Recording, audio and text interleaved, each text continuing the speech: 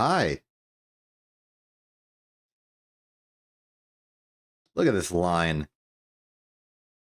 It's like the perfect mixture of the old system of thumbnails and the new system of thumbnails.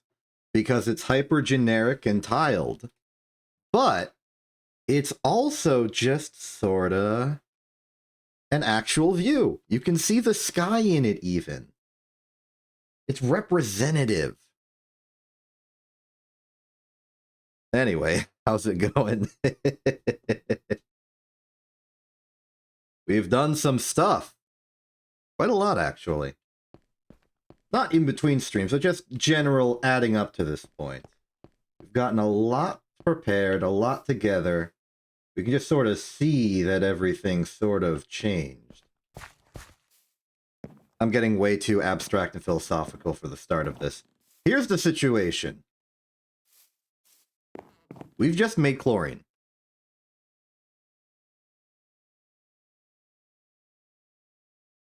Okay, what else have we done? I have desires to start using our grand factory floor. Our grand floor that is a factory, more specifically. And that's going to require moving things over. But before we move things over, I want to make sure we are ready for it. So I want to improve our logistics and work with logistics. My thought on how to do that is to get better piping. Fluid piping via plastic pipe is fine, but I want to do item piping through PVC. Now that we have infinite chlorine, it should be just about as easy. It's a little harder.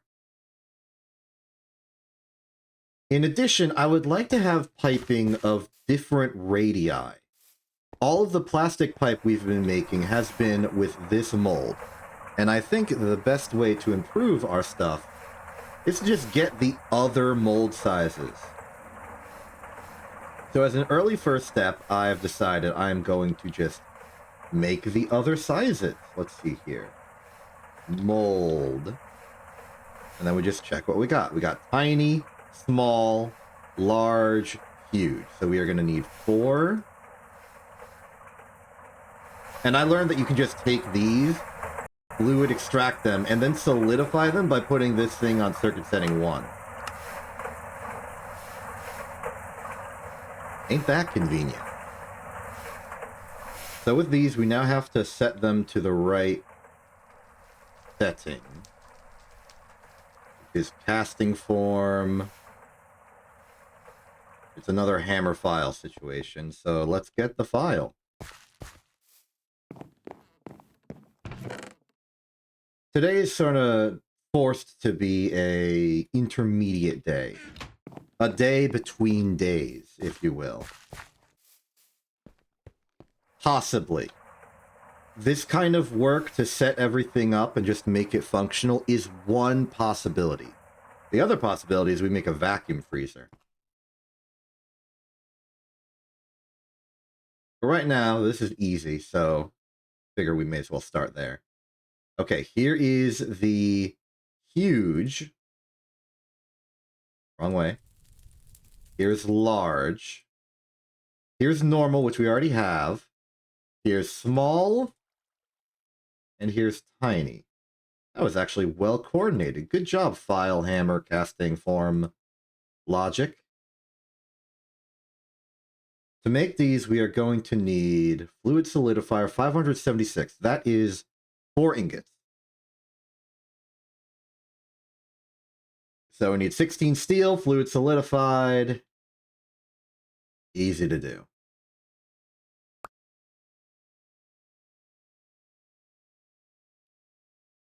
Away with ye. Alright, put that in there. I also suspect that these will be consumed in the process of using them. Yeah.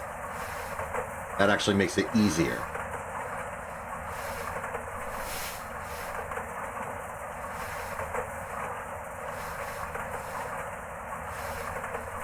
Perfect. Now we have the full collection of pipe sizes to use.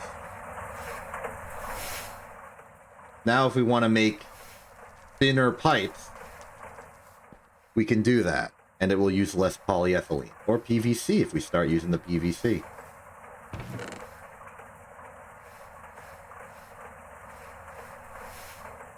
For now, it's technically like a fluid-ish thing. I'm going to put them in here. Just because the main place we make pipes right now is this fluid solidifier with the polyethylene. Alright. Quick step back. Here's the other side of reality. The vacuum freezer. The vacuum freezer is required if we wish to make more advanced hot things cold.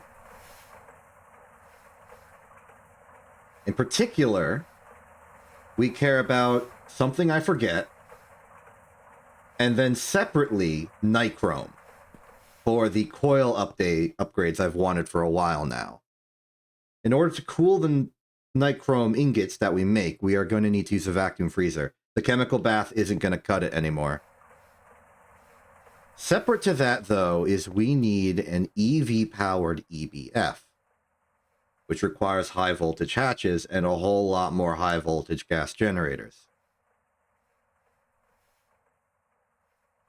And that is locked behind either the fluid heater or the vacuum freezer again, based on the circumstances of this quest here.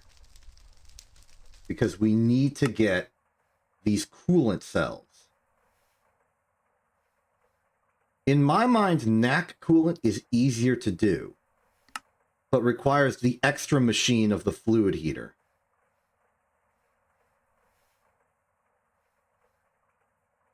And there's a fluid canner as well involved, but that's easy. We can just can a fluid.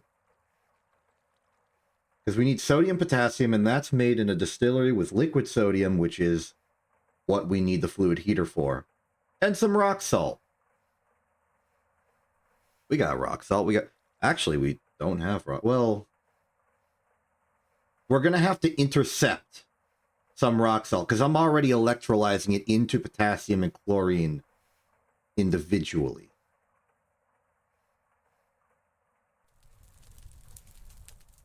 That's a consideration. Okay. Maybe I turn that off. I'm sure we can. Maybe we can just, like, manufacture rock salt alternatively. Yeah, we can just glue it back together.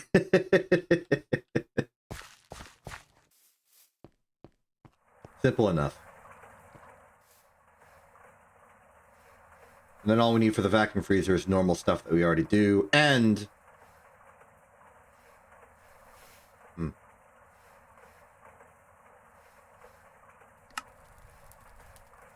I thought about something. The nichrome vacuum freezer recipe requires high voltage energy. I knew that because I looked it up in advance. If we make the vacuum freezer ahead of time,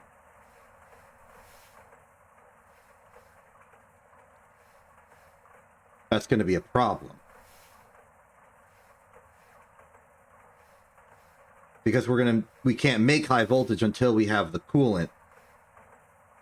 Which suggests to me that we should go with the NAC strat. Which means we want a fluid heater. So let's make a fluid heater. Classic medium voltage stuff. We need one circuit. That's actually a convenience. Electric pumps, Cooper nickel, glass. This is all normal, everyday stuff. We'll also need to make a fluid canner. Because I know we have a regular canner. It's this thing. Not one for fluids, though. Let's start preparing, and I will make a medium voltage one simply because I don't want to have to deal with the high voltage circuits that much. Also preparing the fluid canner while we're here. Let's check our supplies of stuff. We have an electric motor. We are going to have to use both of them to make the pumps.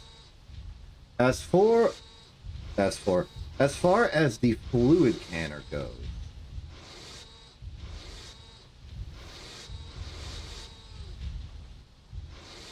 there it is. Okay, one low voltage circuit, some glass, some tin cable, one pump. Easy. And just to confirm, we can use a low voltage fluid scanner for this, yeah? That coolant, stored heat is 0. That is looking fine. And we don't care about using the coolant as a coolant. We're just using it as a recipe ingredient. So we won't have to worry about cooling the coolant. Yep, so fluid canner is good. Let's prepare some of that stuff already. Get some cable.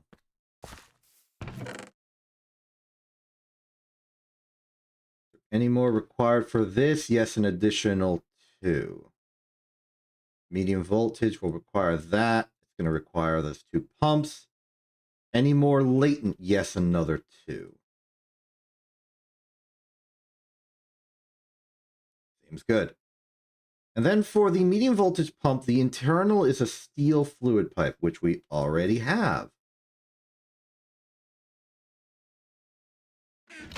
I think I would like if I could replace some of the earlier pump recipes with it, like the plastic fluid pipe, but maybe it has to be temperature resistant to work in all modes. Not like we need to worry about the LV one right now because it's already built.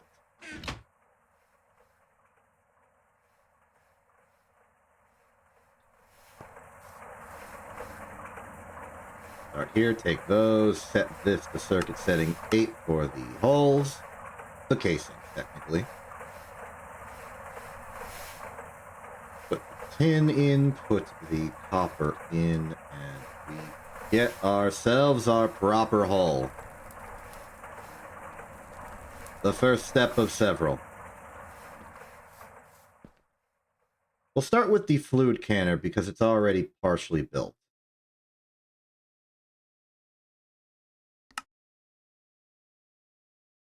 Pin in there. We just need the glass, the pump, and more circuits. Question is, do we have any spare low voltage circuits? I remember making a bunch, but I also remember making accidentally as much as we needed. As for the glass, where would I have put the glass? Maybe I'm holding the glass. I am.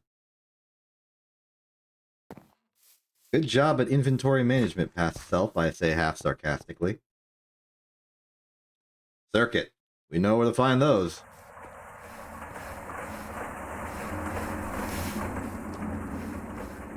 There's going to be an argument to upgrading the clean room to full high voltage eventually. That might be for the best. Oh good, we did have a spare. We even have a spare medium.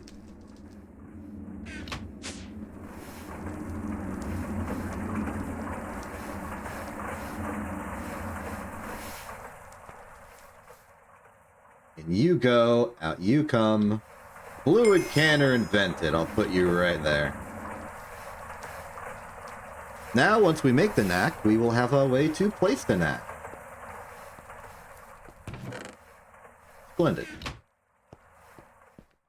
Alright, time for the harder bit. Advanced fluid canner. Not too hard, just harder. 2 copper, we're going to need the glass, copper, nickel, good electronic circuit, we have an equivalent. 2 pump, 4x2 copper, nickel, a glass.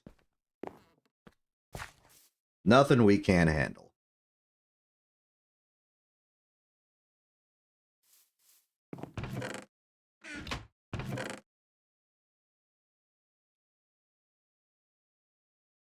I've discovered a complication. I think we are out of copper nickel. There's nothing complicated with copper nickel, it's just copper and nickel in equal parts. But do we have copper and nickel in equal parts? Apparently, yes.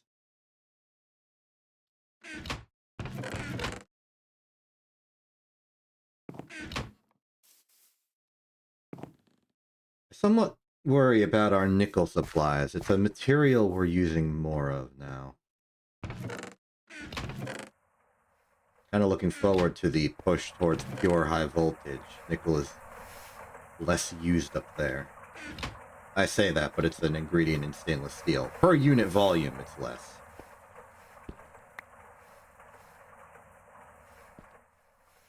Alright, alloy smelter, do your thing.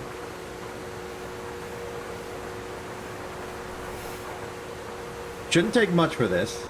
It should be 1, 2, and then the rest can be used for future things, like more motors or something.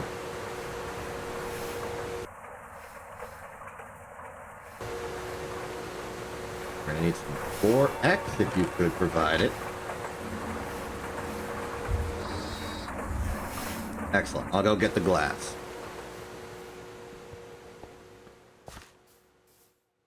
I'm already holding the glass. I forgot.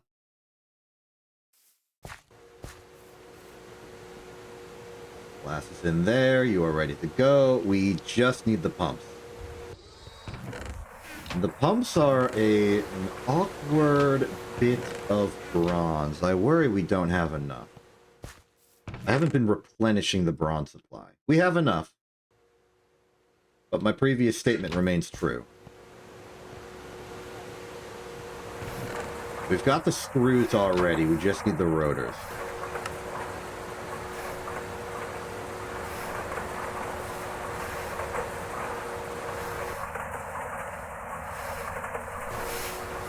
Go. Turn ingot over, and then have a free run.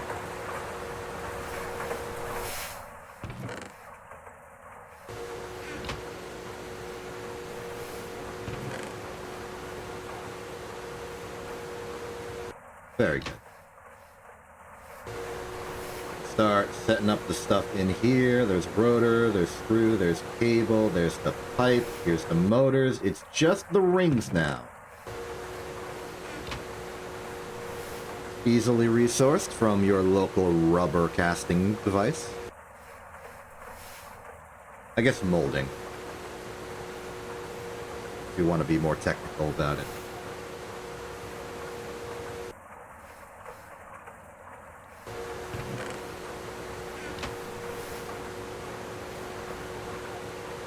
Boom.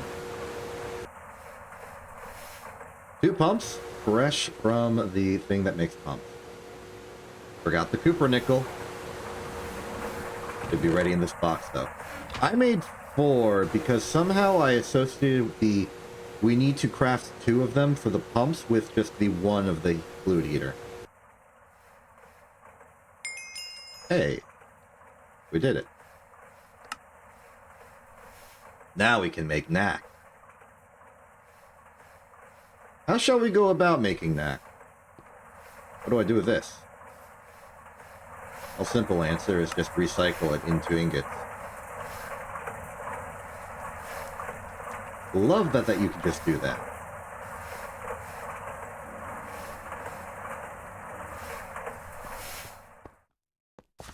Alright, Cooper nickel, back in the box you go.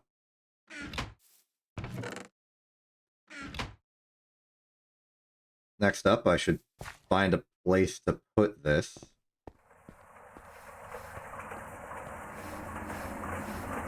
Our medium voltage extraction point is a bit small for how many MV machines we have now. We could do with making some swaps.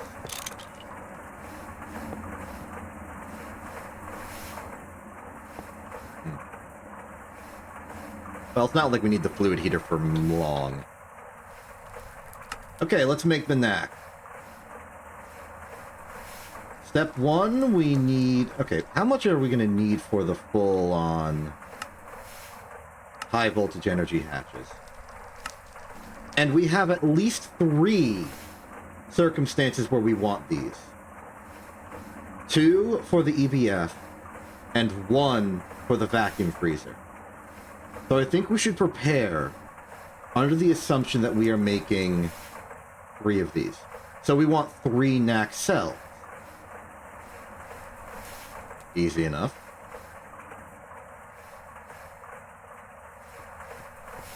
Let's get 3 sodium.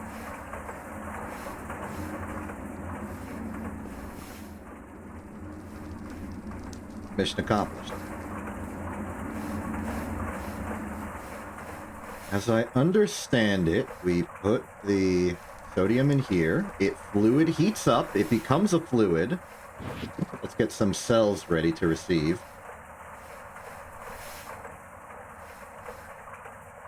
There it is. If we wanted to turn this back into sodium, do we have options for that? Yes, fluid solidify in a ball mold.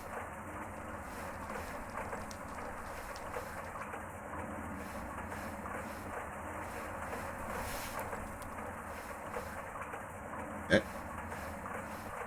Pick these up. We pick those up. What's next? We gotta find 3 rock salt. These will be combined in a distillery, which is an interesting choice. It's possible that this machine has backed up or slow enough that there's just some rock salt waiting around in the chemical bath. I hope so. Oh, we're backed up on salt is the problem. Maybe I can just sort of intercept it as it's being made into the salt. Like so. Then we just wait for another. As if I recall, it takes 2 to electrolyze.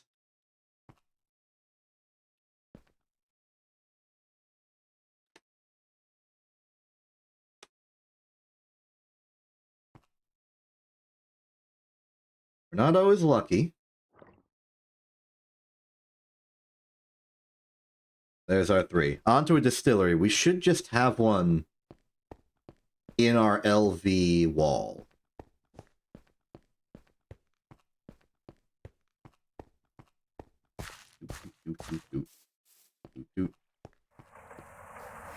You're the distillery, right? Yes, you are. Any particular orders? No, just put it into the device.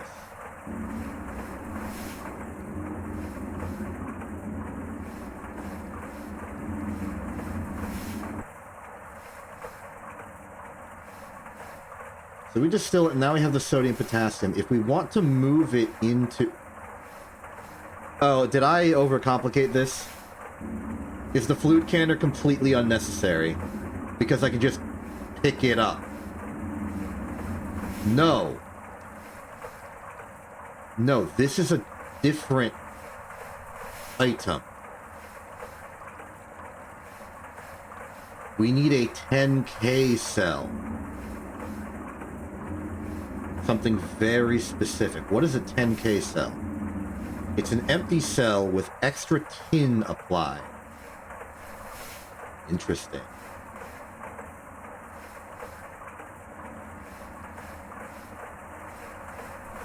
I guess the chlorine is just gone.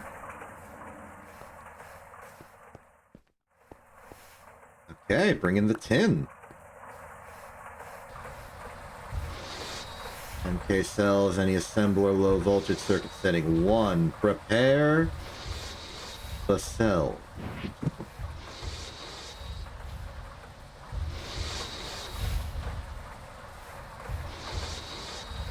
Oh wait, I need 3.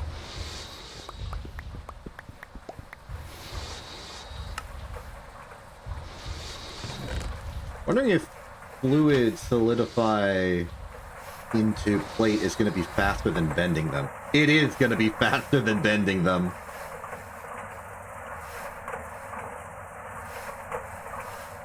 Good job, tin. Your low melting point has made you a viable candidate for speed crafting. Okay, we got a 10K cell. Used exclusively for making bigger cells. And holding coolant of some kind. NAC, helium, and industrial craft 2. Oh, you can just put the coolant we're already using. Okay.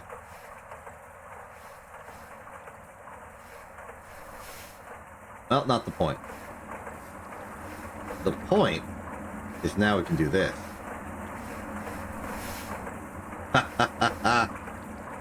Oh, they don't stack.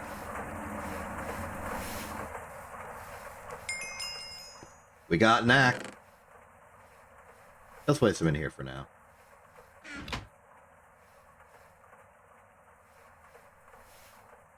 Pretty good. With the knack complete, we can now...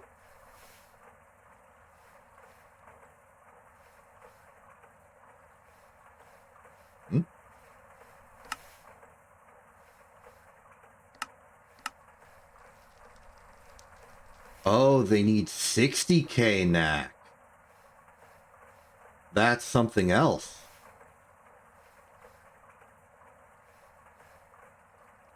Is it something else? No, these are 60k knack. They're just 10k cells.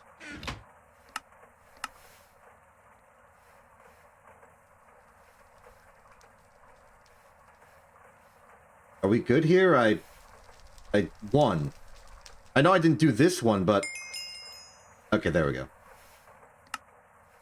So, automatically, we are a victor of that quest. And now we can make high-voltage energy hatches and upgrade the EBF once more, if we had the means to power it. Important distinction.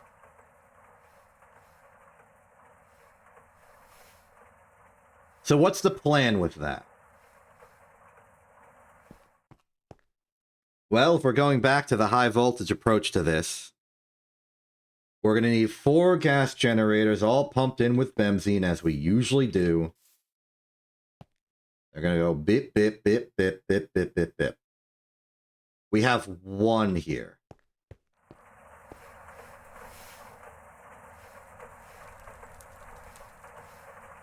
So bare minimum, we need 3 more. But what if we made... Here's an idea. We've already done a little bit of EV technology. Never mind, we have no titanium whatsoever. I was thinking maybe we could sneak in an EV generator. But that will not fly. Okay, so we have the thankless task of making 3 more of these things, in addition to making the 3 energy hatches, maybe even 4. So, time to get to work. What is this stuff? Fine energetic alloy. Which is what exactly? Conductive iron, gold, and blacks. Oh my goodness, we're going to be mixing everything, huh? I guess it's fine. It's not a lot, we just need to make it.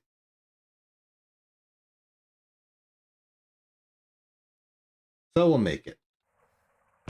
Put these back in here.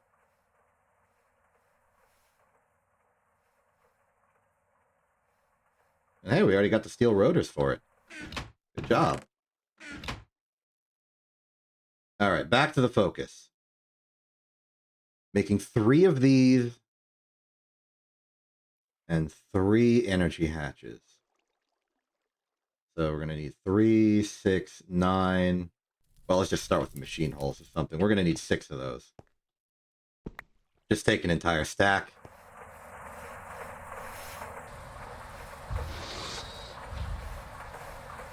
Gonna be a big production day. Look for gold cable here. Still got some spare gold from the old stuff. 1, 2, 3, 4, 5, 6. These are just motors, and they don't use any gold at all.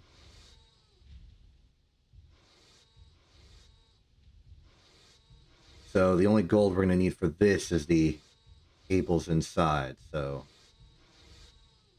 that's a total of 9. What about the energy hatches?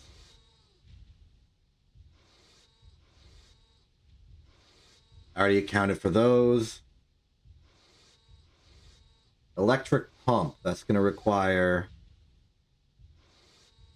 3 of these pumps. That's just steel. Energetic alloy is going to be a whole thing. The Olpic, not to be confused with the Olpic, Air lens, yellow garnet lens. Do we have the means to make a yellow garnet lens? Of all of these, it seems the most approachable. We would need an exquisite yellow garnet. If we're doing it with a plate, it's going to be tougher. Well, let's check here. We got regular yellow garnets. How do we make an exquisite? Chicken and egg problem over here. Or we make that implosion compressor and blow them up.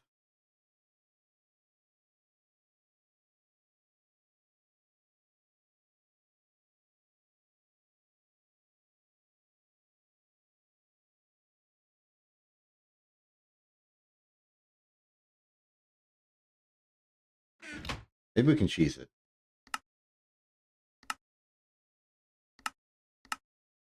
We've done lens tech before. That's an ender pearl lens.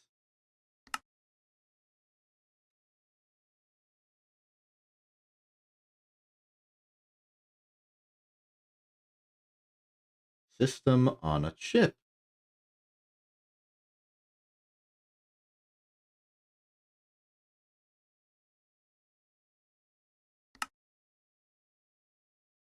But this requires an amber or topaz lens, which is made by exquisite amber or amber plate with the same problem as before. Well,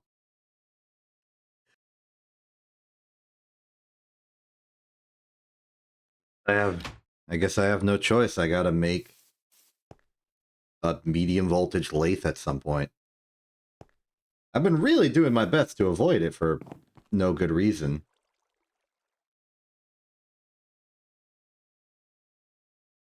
Or I make that implosion compressor, which we want anyway.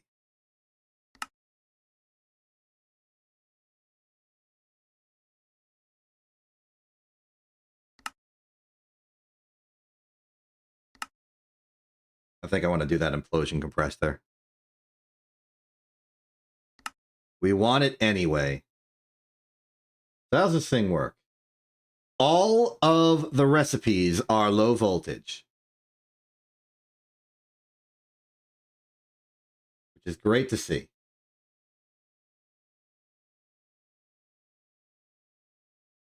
We need 3 high voltage circuits, reinforced stone, solid steel machine. Let's just check this. 1 implosion compressor. Put this far, far from things. The fact that it's low voltage means we can just, I don't know, get a battery, put a battery buffer in it, use it for that. The power draw on this thing is going to be very low.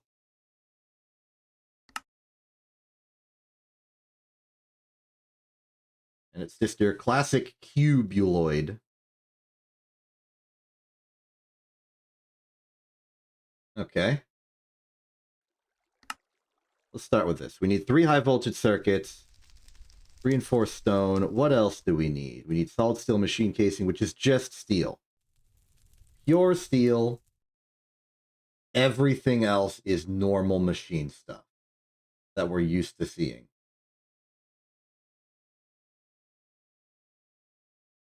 So where's this stone come from? Wet concrete on a steel frame. We've made wet concrete before, and we can make it again.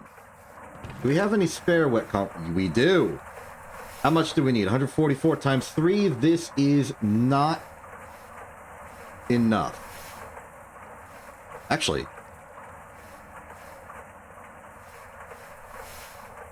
it is exactly enough. Great, okay. In that case, make 4 steel frame boxes, 6 extra steel plates. Get to work.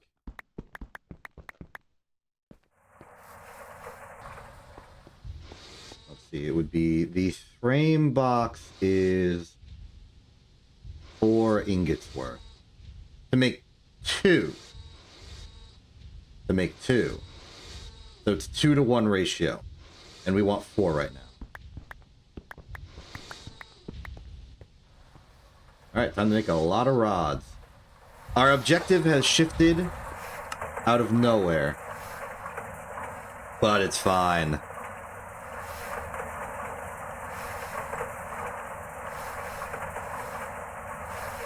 We get the lens, we get the Ulpic. We get the hatch. I guess I have to prep everything else.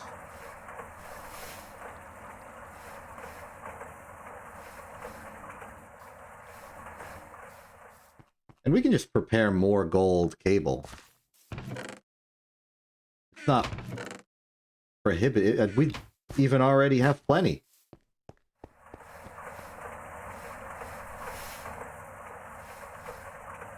I'm just going to make the full 8 now.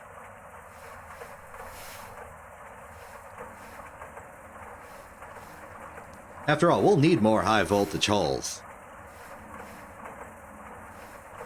There's no great problem having it now.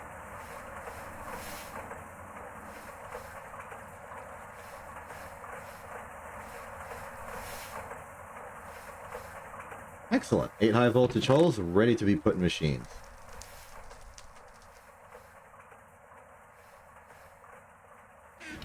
How's the casings going? Almost complete there. Steel frame box is circuit setting 4 on the assembler.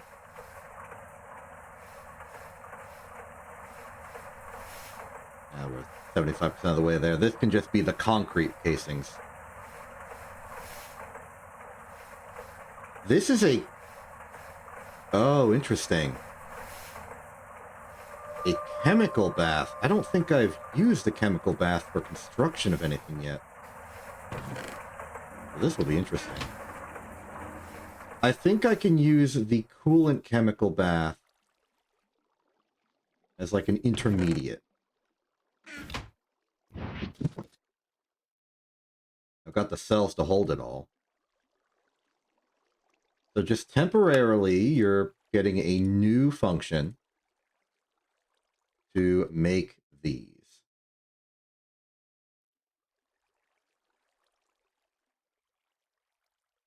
Thank you for your contribution to explosive engineering. Then that should be fine to return to its original factory setting.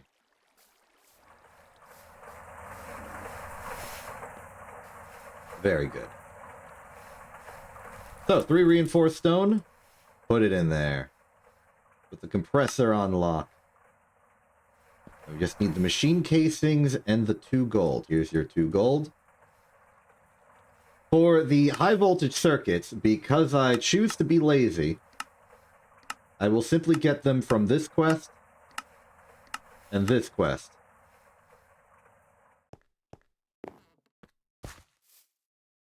Easy as that. Especially since our circuit production is still struggling under the sheer volume of material processing it has to do.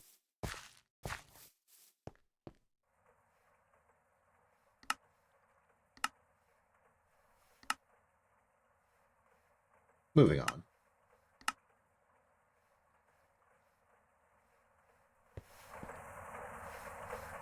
Next 4 rods go in the next 4 here. Then we combine them with these 6 plates.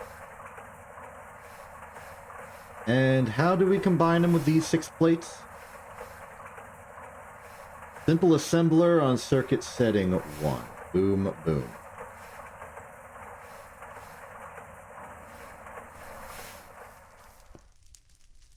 Here, put those in, put these in. There's our implosion compressor. Our work is not done. We gotta actually build the thing.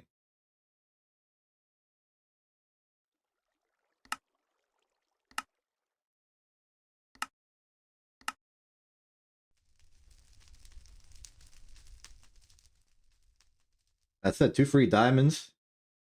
Quadruple compressed dirt. Fun stuff. Now we care more about the structure itself. So, put a muffler on the side. What are the conditions? The muffler can go anywhere.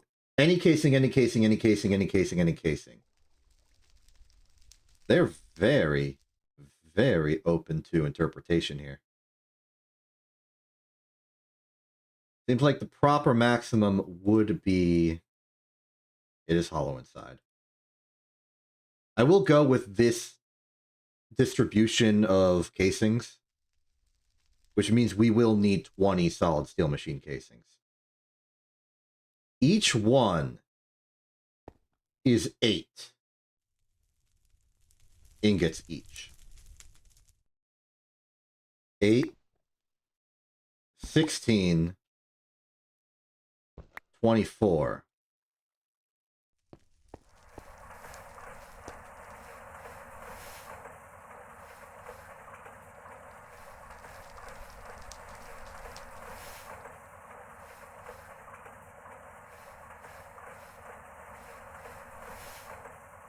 I just want to do the math, like, directly here. So for 20, that's going to be 40 rods. Well, 40 ingots worth of rods. And you're still ready to do that. And the rest of these will be plate.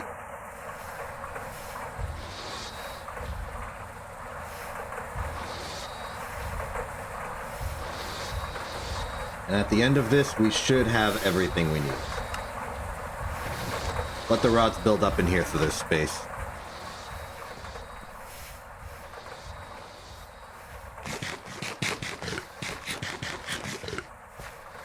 Okay, meanwhile, we also need to get the classic arrangement of all of our hatches here. We've got 4 to deal with. Regular input and output bus, which is extremely simple. An energy hatch, which is pretty simple. Maintenance hatch. And a muffler. Actually, is it not the case that we have some extra energy hatches lying around? It might not be the case.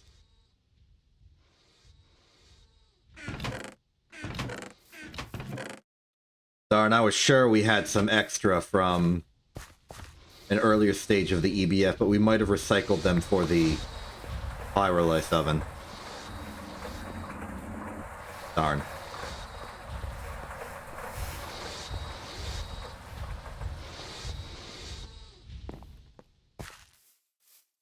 Well, ignoring that.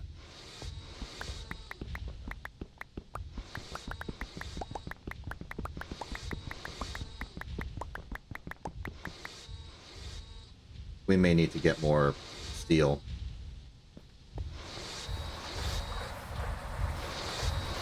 Another 40 more steel in the compressor, please.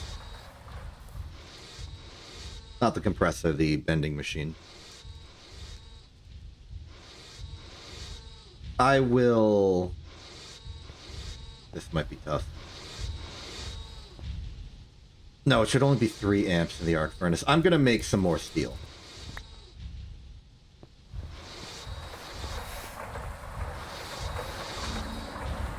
Thanks to the EBF and a nigh infinite supply of oxygen, this is not the problem.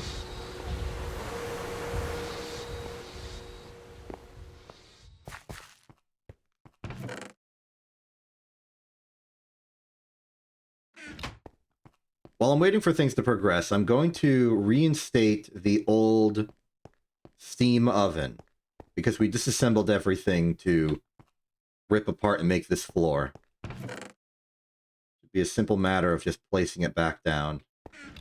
Might have to get a bronze pipe from the logistics chest. Bring that over to where we put the boiler, and we have an oven again.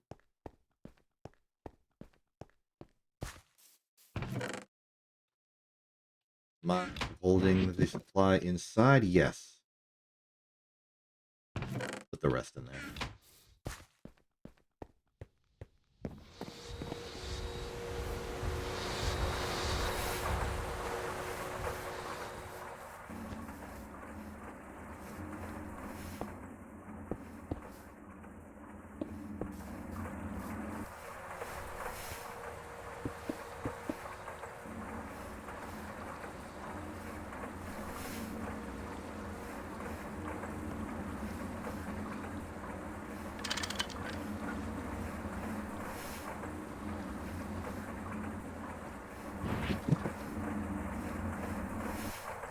Don't have the logistics for it, but it's here, it's real, and I'm happy about it.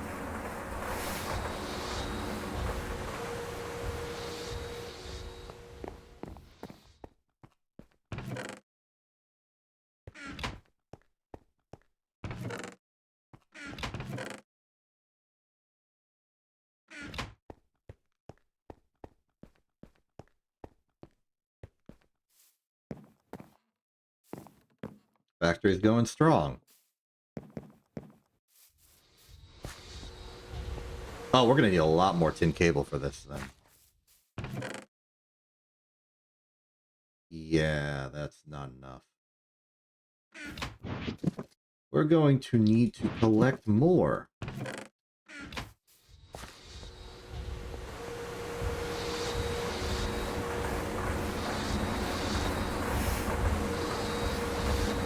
Wrong gauge.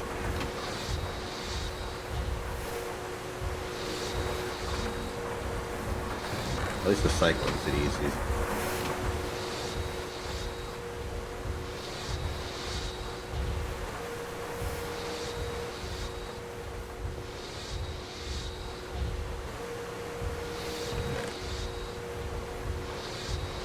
Looks like it's gonna be halfway done now. In that case, I will make half of them.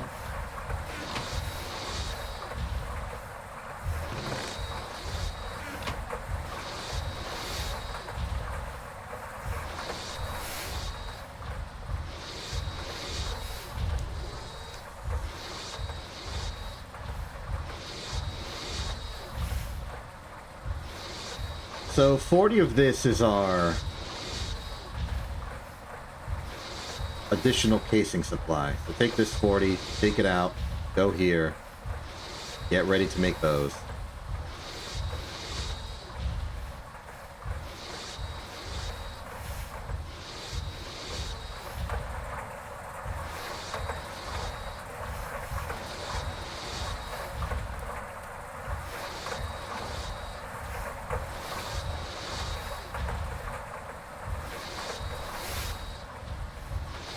Is out, cable in.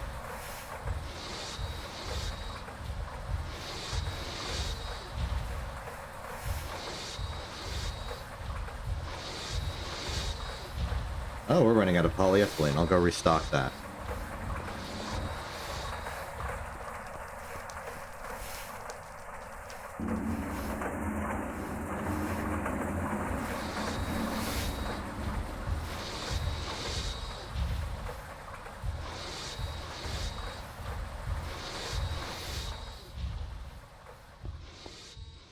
Now we're going to need input and output bus. That's just going to be some simple wooden chests, of which I have somehow ran out.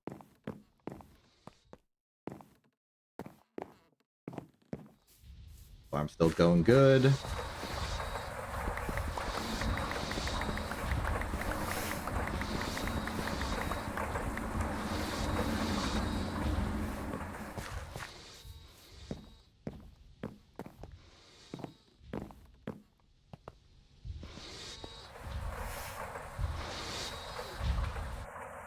I don't remember if there was a specific...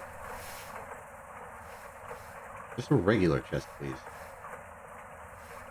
2 and 2, no circuit. Simple enough. Making them in bulk.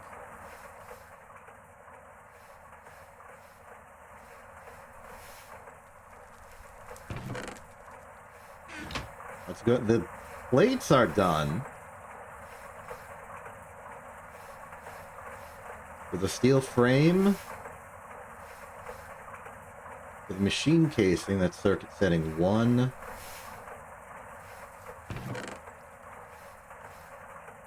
We're almost there.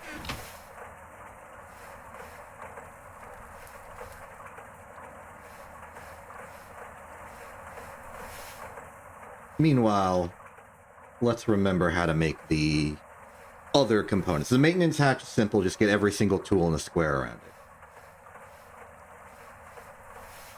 it. The energy hatch.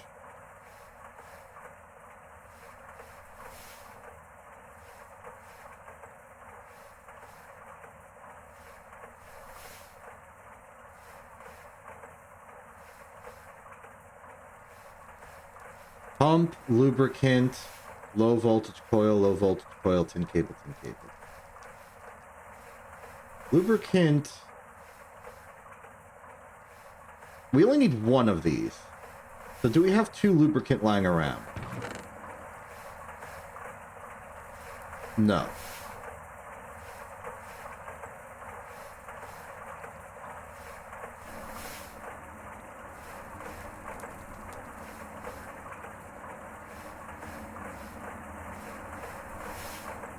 Okay, what's the conversion for...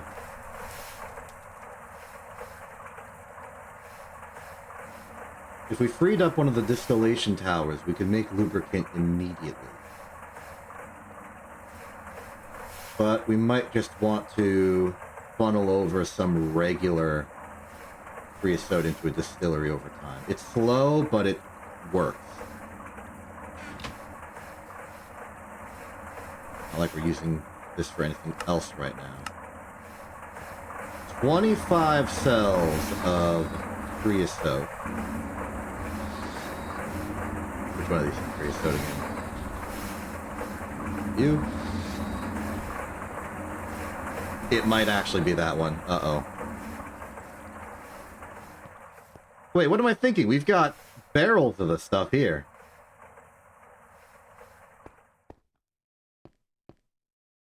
Take it from this. 8, 16, 24. Oh, I just didn't have a chance to restock. Wait, does this imply that the boiler upstairs is not getting enough creosote if the pipes haven't backed up after all this time?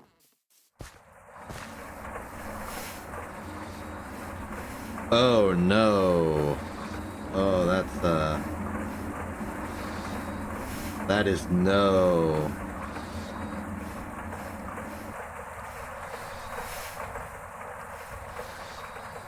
This implies something bothersome.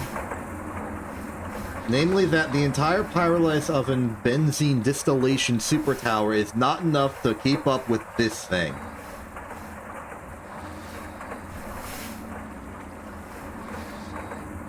That's concerning. This means that as much as I really don't want to, we may have to reinstate the coke ovens.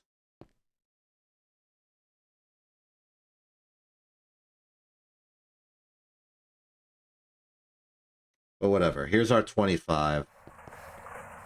You're on 24. Get making.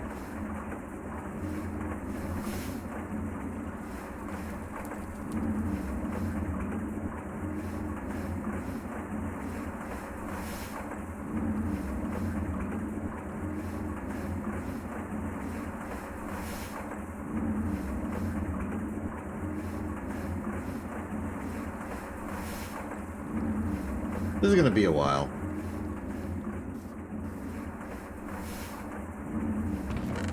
The rods are complete. Get this back on circuit setting 4. Prep. Those will be done. We then set the circuit setting to 1. Cycle the casings that it just made back in. Or, sorry, the frames. But before we do... well, I mean, it's in the process anyway. I was just thinking we need to make the input and output hatches first.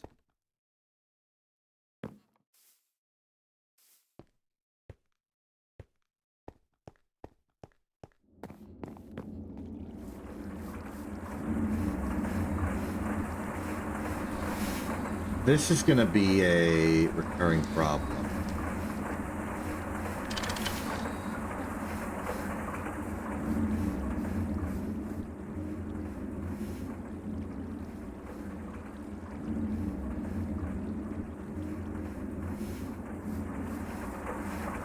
How do we improve this? The creosote comes out of the wood tar, which means it's made out of the, by volume, mostly the fluid extracted charcoal. The fluid extractor is a single LV device right now. Stop that. Is a single LV device right now. And it's just about keeping pace with the pyrolysis innate production.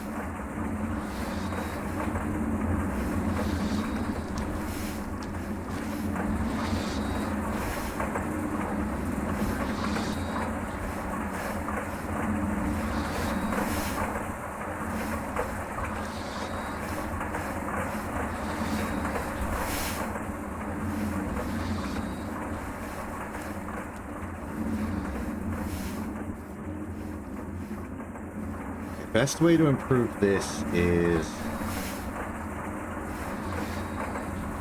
when we get nichrome, which is what we're working towards anyway, we can swap out the coils and this will just produce more without any further problems.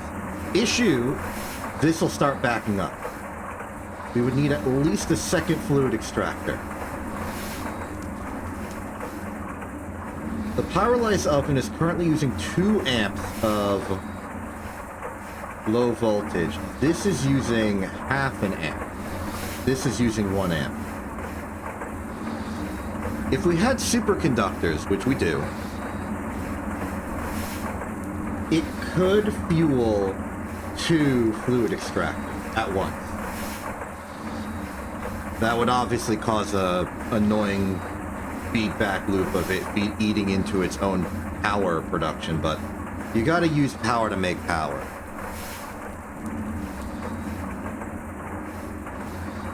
The plan would be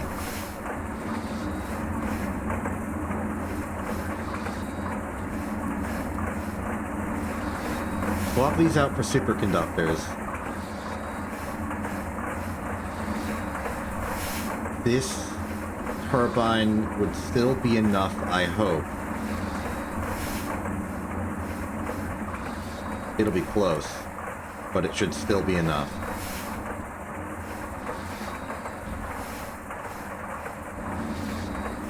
I'd appreciate if I could see the current output of this generator versus its like maximum possible output.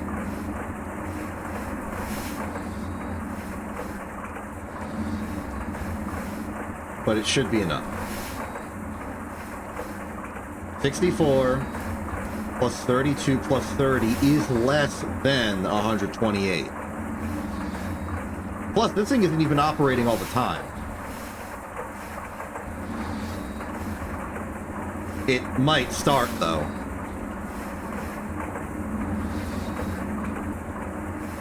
Maybe I can improve the buffer a little bit by just adding in some batteries. Just put some batteries in. Help equalize it.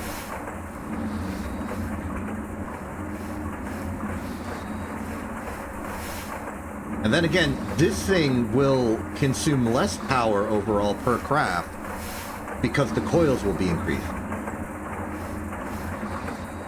So that's an improvement. Improving the coils will just save us on energy. I forgot what I was doing. I was doing this.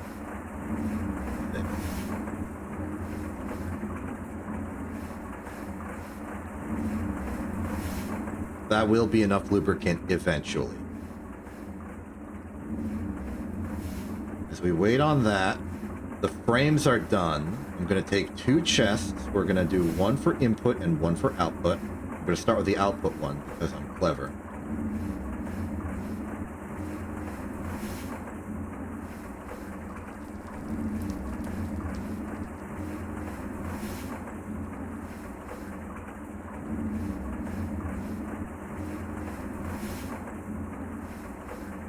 Because now that it's on circuit setting 1, I simply slap in the steel frame boxes with all the steel plate and it will make what I wanted it to make. Start forwarding these over.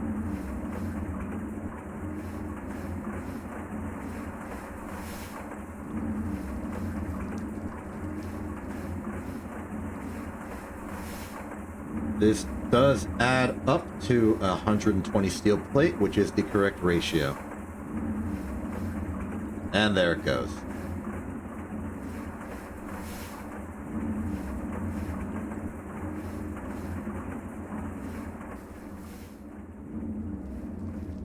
New question. Where do we put this? Well, look it. Let's talk the power consumption of this thing. 300 EU over 1 second for one craft. This thing is not powered by electricity. It is ignited with electricity. It is powered by explosion.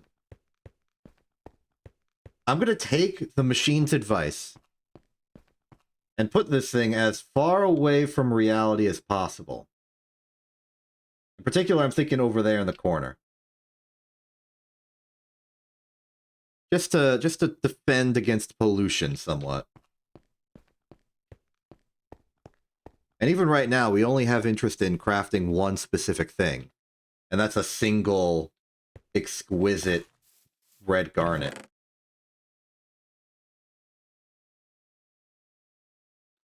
We can make yellow garnet as well, which is... Oh, that's the air. That's the air lens. Is the yellow garnet what we wanted? What's it engrave? It makes the sook. Right, so the sook is for the fancy ULV. That's the yellow garnet, and the red garnet's for the Ulpic. Let's restock that steel while we're at it. Busy day of busy work in the factory. I can't really say I complain.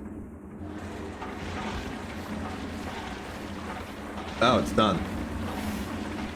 Nice. Okay, let's clear up the hand space and pick up some of these. And let's start building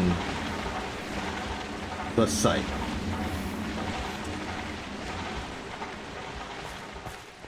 Just regular hatch stuff now. Technically easy, it's just tedious.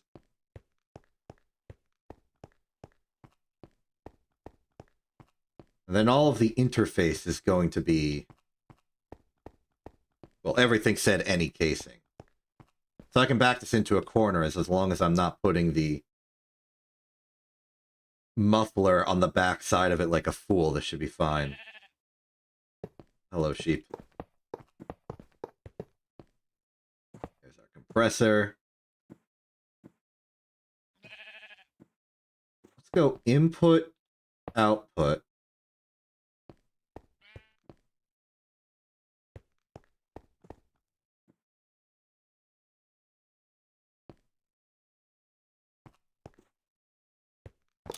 I think it would be better if you put the input and output higher. Just seems like it would be a bit more out of the way.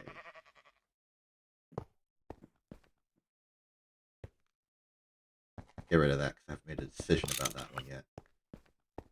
Fully envelop the sides that will be against the wall so we don't accidentally put a muffler there like a fool. I think stylistically, I'd like to keep the muffler on top.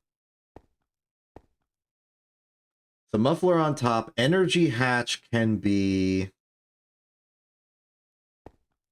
Well, given this is going to be battery powered. Morning, Thega. It's going to be battery powered. Let's put the energy hatch there. And then maintenance right below it, because we'll be able to stand here. We'll be here, we'll be like, mess with the battery. Then this will be where maintenance goes.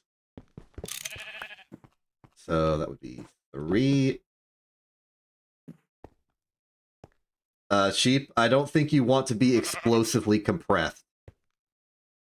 This is a machine. This room I'm building around you is made so that I can make explosions, squash things to be smaller. I don't think you want that for yourself. I highly recommend you exit the premises. I am not scoogieling the sheep. Also, I don't even think that works. Actually, you know what? We can't scoogili the sheep because I don't think that's actually a mechanic. But we can put the sheep inside.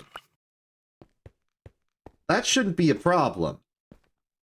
This sheep can just live in the machine. It can be the machine operator.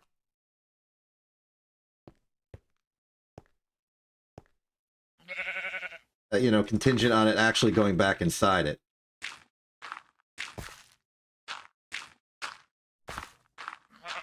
Here, and now it should be compelled to go inside the machine now.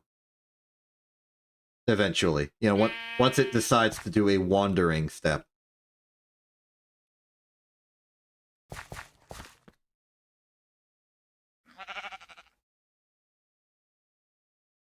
Buddy.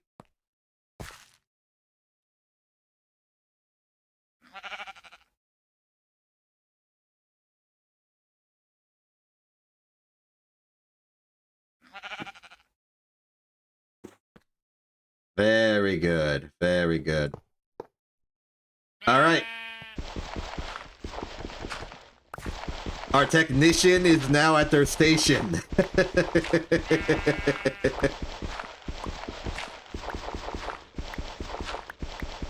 I can only envision good things happening as a result of this. Let's go build the rest of the machine.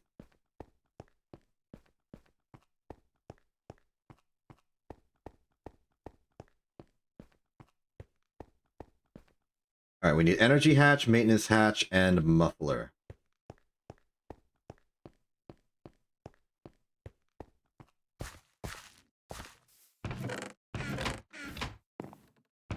Where the heck did my second crafting station go? I complained about this earlier, but I don't remember where it is.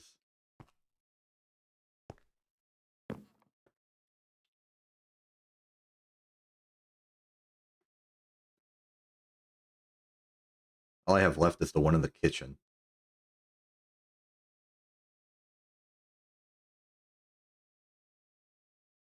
Oh, that was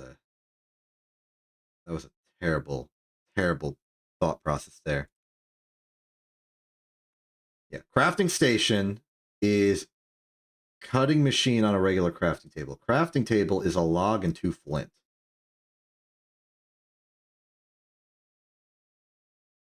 Okay. Biggest issue there is the flint. We're running out of flint. Never mind. You got a log for me? I hope this works. You never know with the modded logs if they will be made properly compatible. Boy, I want it done with the tags.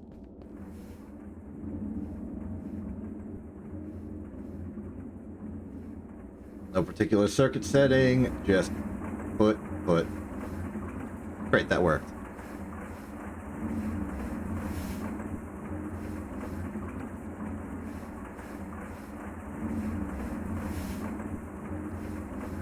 You?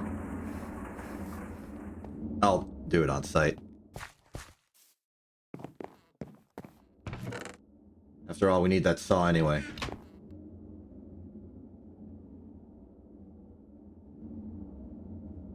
Here we go. Maintenance. Now, I do not remember the exact configuration of this.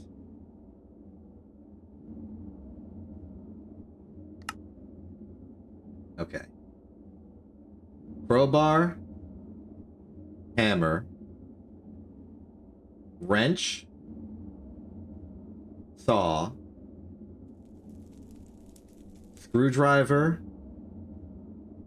Wire cutter. Soft mallet.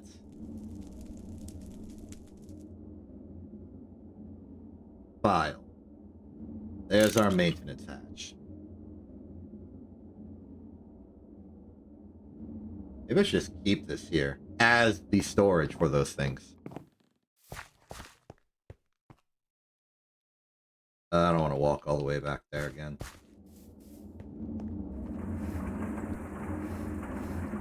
Okay, what's next? What's next? Low voltage energy hatch. We need a pump. We have a pump. Distiller, you under 8K? You are not under 8K yet, but you do have the 2 lubricant we need for the energy hatch now. So it seems like that's what we're making next.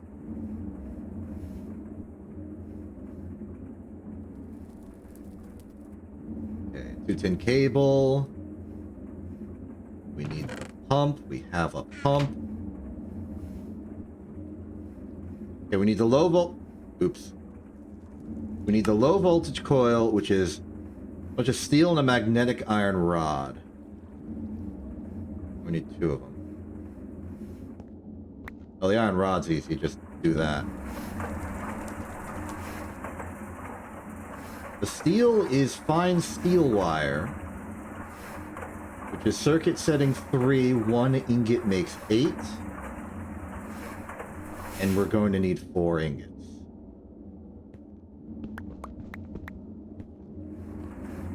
Set you to macerate. I did set you to macerate. I'm going to set you to smelt.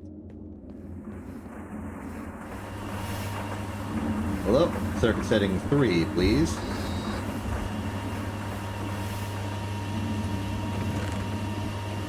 Iron rod's looking done. Let's polarize.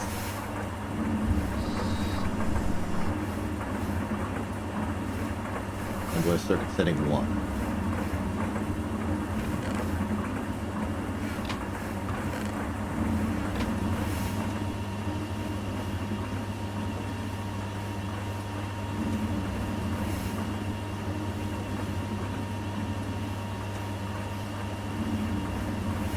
We should also make a... We should make 1 additional hull for the battery buffer.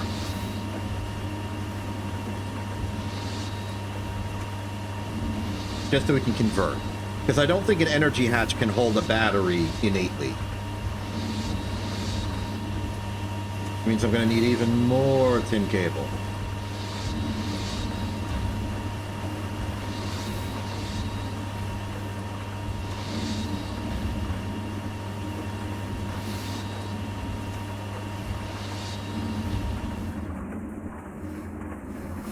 And then I forget the specifics on a battery buffer, but I think it has something to do with, like, naked tin. Yes, that's why we had the naked tin to begin with. Why it's good, I've gotten a replacement.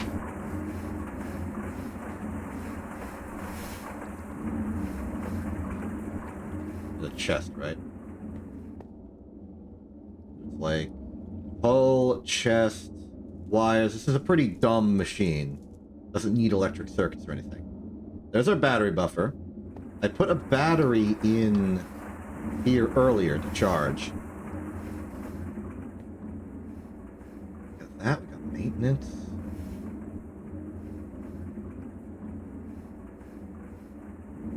We just need the machine hull.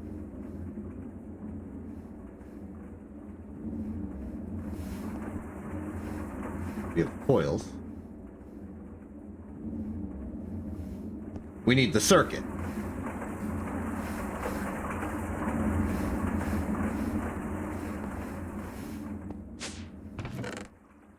Last one. Make it count.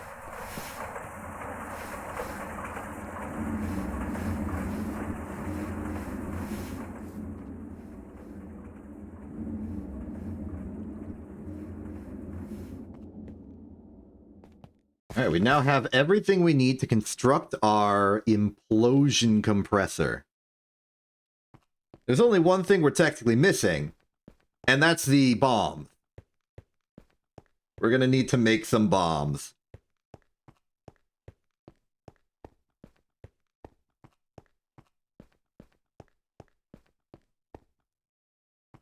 Should also have a spare bit of tape. Okay, put that there, put that there. Put that like that. There's that.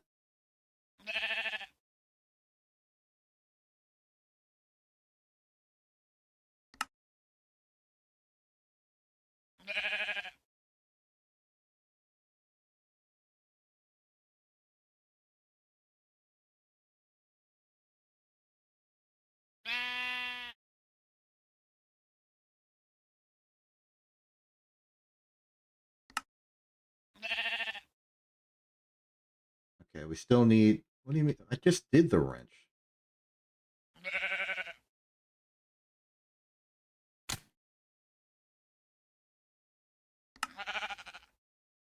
Oh! I completely forgot the muffler.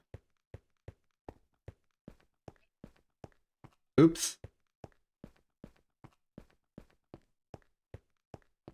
I completely forgot the muffler.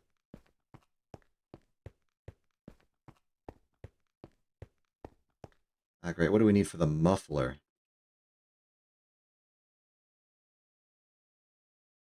LV motor, blue pipe rotor. What if we just make a medium voltage one just for convenience?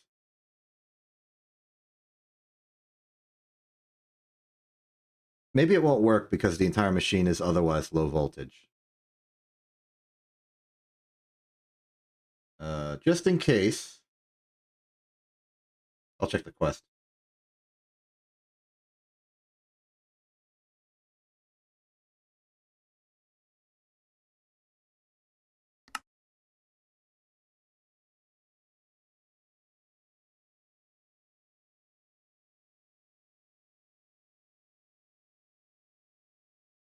No quest for this one.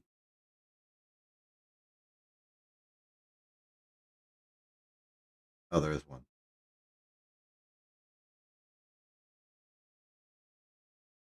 Pollution will be very high. EBF, watch out for high pollution. Use the best mufflers available. And don't place the EBFs in the same chunk as farmland.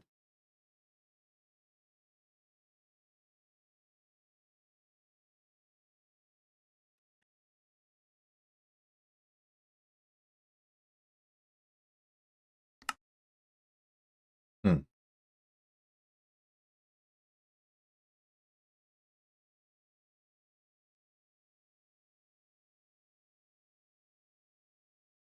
I'll stick to this for now. Just a regular muffler.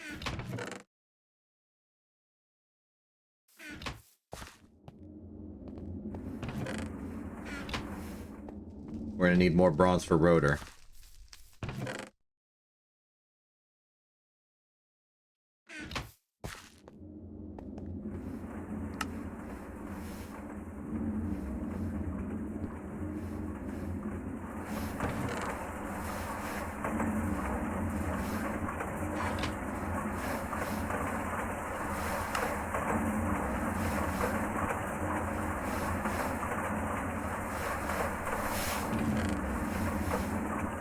Okay, rotor complete.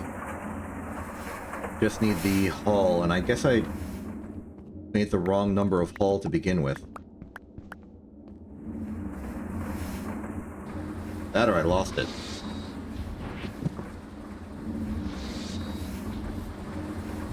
It's gotta be... Yeah, you're right.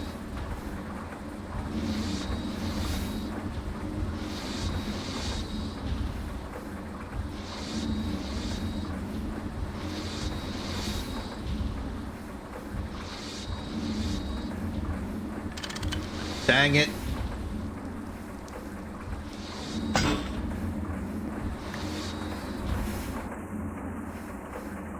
Looking forward to version 2.8 where that's fixed.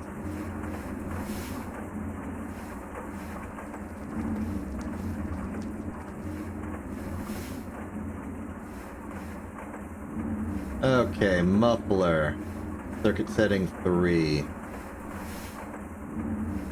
1, 2, 3.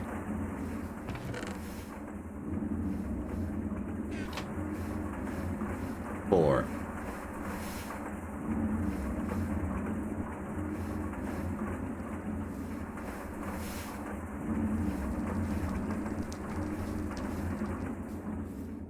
Okay, for real this time, the machine shall be complete.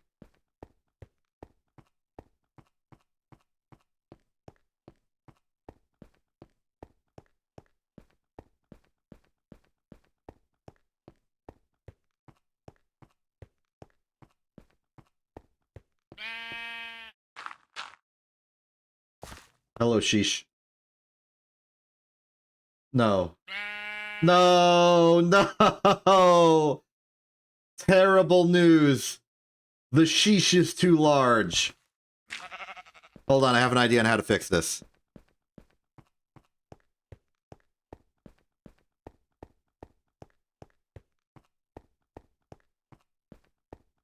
This is a little bit of a hack, but it might just work.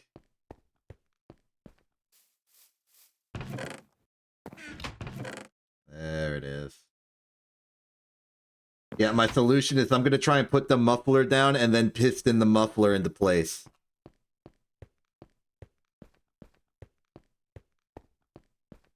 Hopefully, we shall be able to encase the sheesh inside through doing this. The other possibility is that the sheesh just sort of starts suffocating. Results inconclusive. Alright, there we go. Piston. Looking the wrong way, buddy. There you go. 3, 2, 1.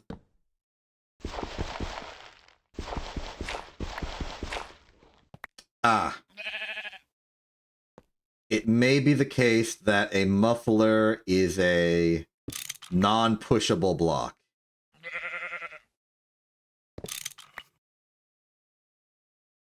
You can't just, like, duck your head real quick? Okay, well, backup plan. We put the muffler offset. This is probably a pushable block, if I were to guess. Okay, yeah, as I expected, I'm pretty sure the sheep just suffocated. Yep. Okay. I mean, we compressed the sheep, but we did not explosion compress the sheep.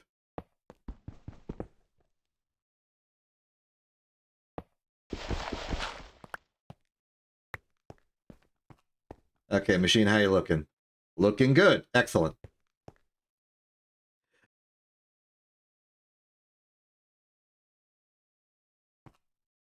It's fine. We can find a chicken or something later. That'll fit. It will. Probably. Alright, on to the part where it actually does its job, though. We need explosives.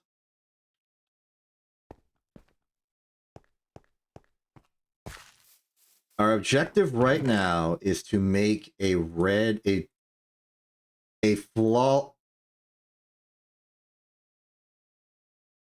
exquisite red garnet lens. Well, okay, now. An exquisite red garnet, which we shall then turn into a red garnet lens. But we need explosions to power this craft. So we can either use 16 powder barrels, 4 dynamite, 8 TNT, or 2 industrial TNT.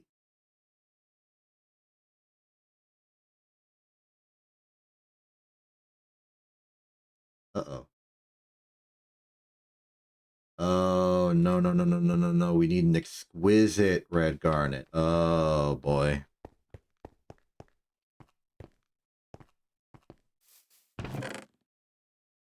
Oof. Oof. Where's our red garnet? We should have, like, a red garnet supply, yeah? Come on, red garnet, red garnet, red garnet, red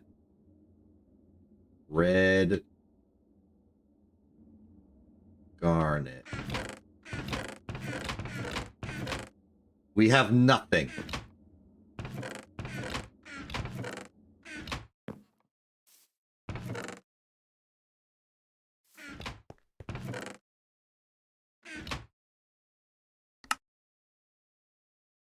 I don't even remember where we get red garnet. Why do we have red garnet? My memory's been wiped. It's very sad and tragic. Where the heck did we get this stuff? Almandine? No. Give me like the forge hammer.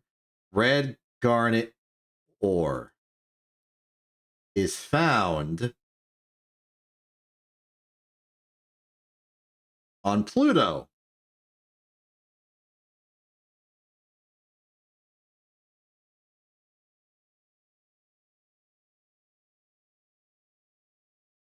Where did I find this stuff?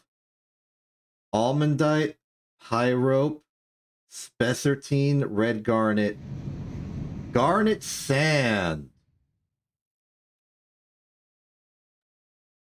Okay, we're looking for gar. That's raw garnierite. raw garnet sand ore. Now, if we forge hammer this, it doesn't help us.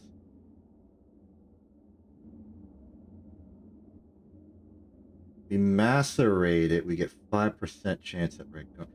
This is horrible.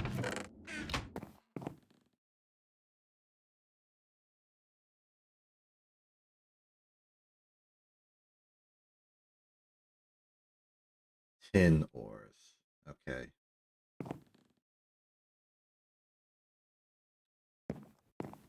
Okay, quick emergency expedition. I'm going to go to a random tin ore. I'm just going to slap the world. We need 9 garnet. Well, 9 red garnet is what we need. Here's my salt farm.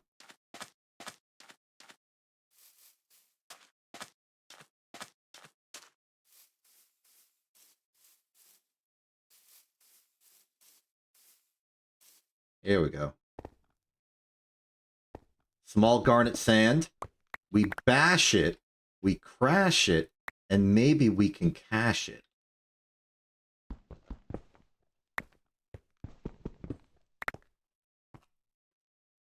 Okay, ignoring the fact that my inventory is a colossal mess right now. That'll keep the sword on me, you fool. You absolute fool.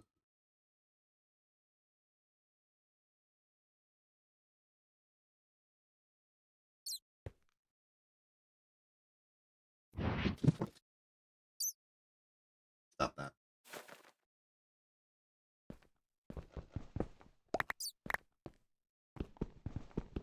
Okay, so direct garnet is not easy, but we can run this by statistics. So according to this, macerating gives us a 10% chance of a garnet. And that is the last time we have any chance of finding any.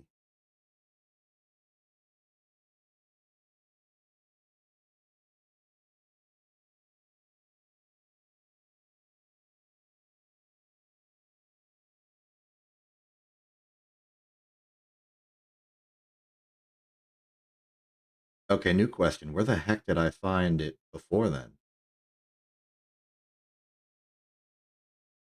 Oh, wait, there's another option. Technically, red garnet dust can be converted into red garnets at a non-horrible conversion rate. So we get the garnet sand, we centrifuge it, get red and yellow garnet, and then from the centrifuge, we can do stuff. I accept this. Okay, but still, if we want to have, like, perfect odds of just getting it in the... I mean, not perfect odds at all, it's still very statistical. But the average amount of garnet sand ore we are going to need to get enough red garnet for this operation alone, purely from the maceration step, is 90. We are halfway there. Technically, we do not need the full 90, because we already have some of it.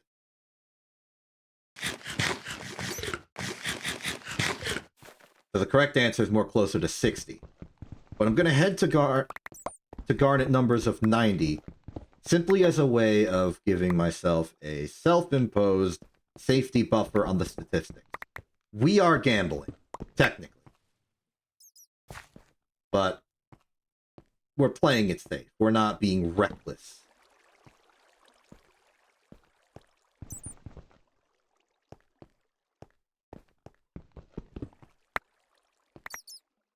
Okay, that's looking like 80. That's looking like we need one more. Alright, I'm heading back. We got what we came for.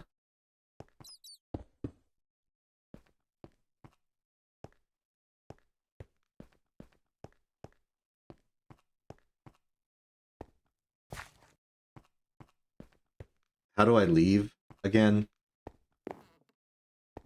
Center of the chunk. Center of the chunk. Center of the chunk is right here. Entered from there?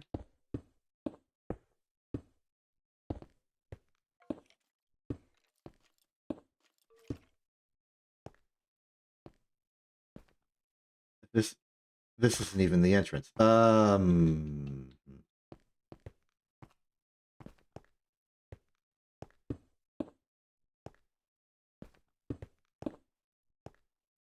Here we go. Here we go. This is normal.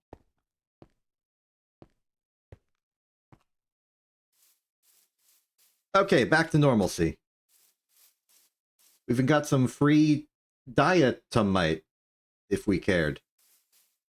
We might care one day.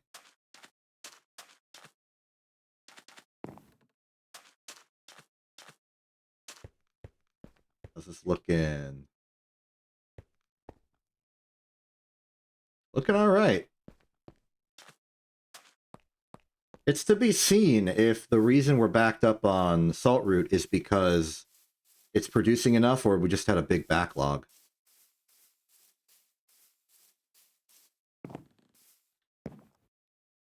Okay, to the macerator and cross our fingers.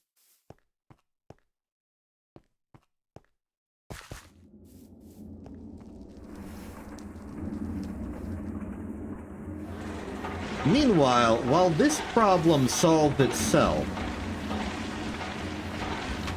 let's... Oh. Okay, it turns out we had some extra. Regardless, let us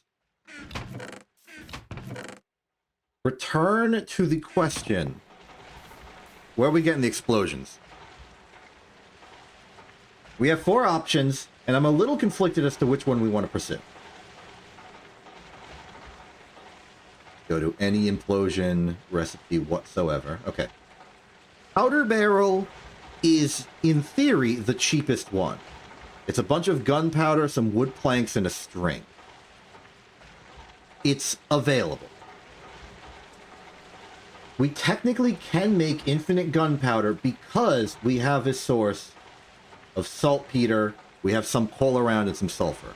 Like, it's producible. But it's not very automatable. Also, the conversion rate's pretty bad. Then there's Industrial Craft 2 Dynamite. This is made with glycerol trinitrate, paper, and string. Paper and string is easy enough to come by. The glycerol is a bit more complicated. It might be something we have the resources and chemical plants to make. It's a little out there. Industrial TNT is like the highest echelon of thing. With a nitration mixture of nitric acid and sulfuric acid. Which is a little complicated. Combined with sulfuric acid, which we already have. Combined with gel toluene. To make the TNT. But my original plan, and why I pursued the distillation tower initially, was for regular TNT. Sulfuric acid and gelled toluene. Sulfuric acid we have. Gel toluene is toluene and sugar and polyethylene pulp. Or alternatively, not as efficient, but it's fine enough, it's just toluene in a solidifier with mold ball.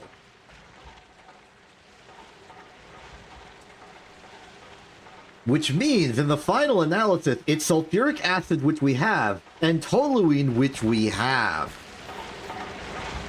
We can just make that. The issue is that for each individual craft, we need like 8 of them. But that's okay. Creation of 1 TNT is 4 to 1.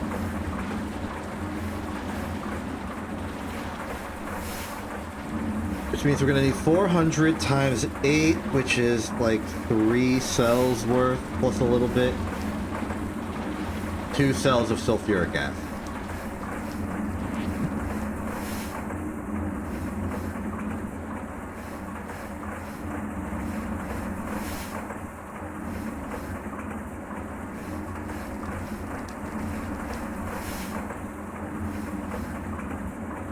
just bring all the cells.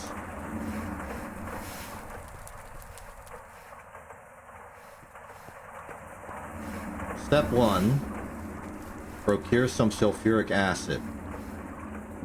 It's going to take 8 for reference. Oh, hey, we did a quest thanks to that. And then meanwhile, we can take our toluene reserves, which are... That's phenol. That's creosote, that's phenol. This is the benzene. Here we are.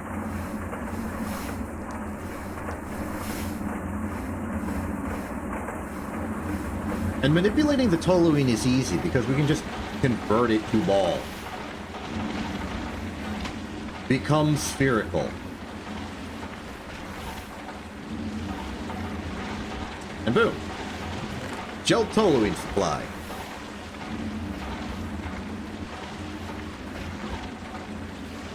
Would have loved if this worked as a fuel, but no such luck.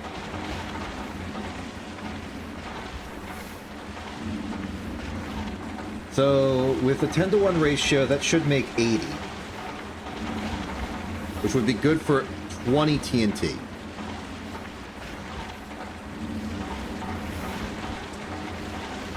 Which is not enough.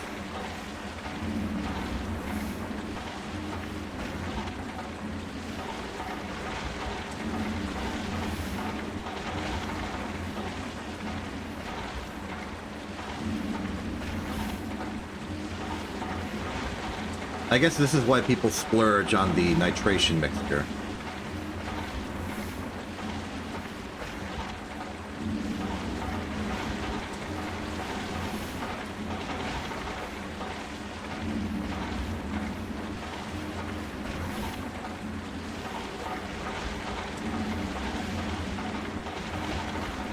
Oh, this seems deceptively simple.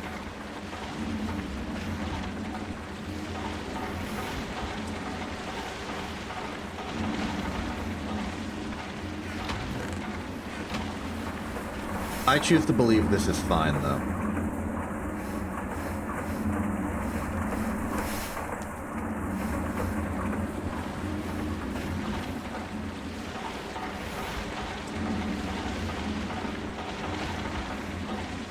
If we get some extra gel toluene, we get some extra gel toluene.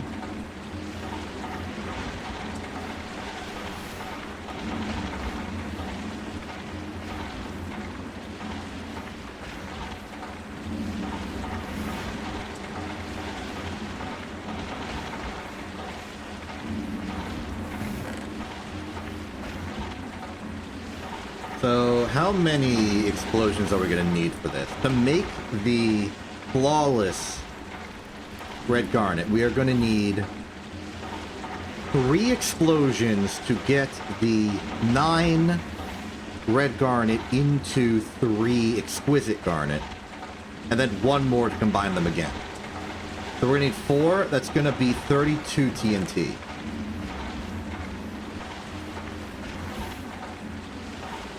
This is halfway. So we need 2 stacks of gel toluene. And we're going to need double the sulfuric acid. Wait, no.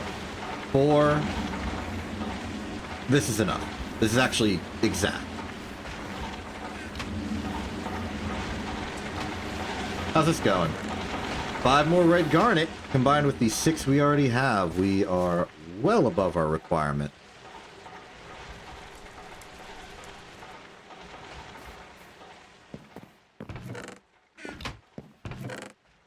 Alright, let's prepare the gems.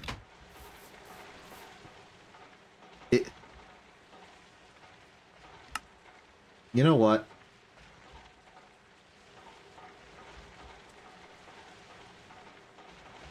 We can buy a chicken. The chicken will fit in the machine.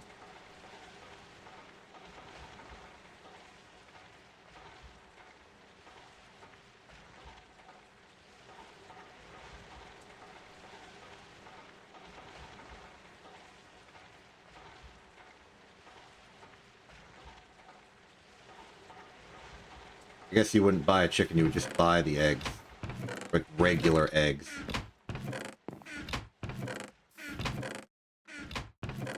Do I have regular egg? I guess it would be a problem to just buy the eggs myself. These are the only cook coins we have. I gotta have some eggs around here. Yeah, I got 9 eggs.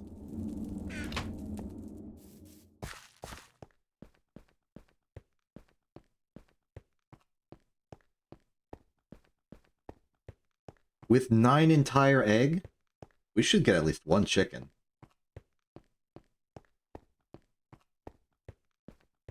I'm just hoping the structure doesn't complain about anything as I do this. Okay. Egg.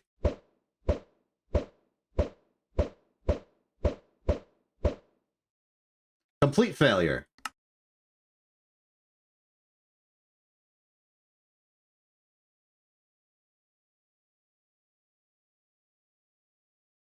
Okay, what's another small mob we could put in here?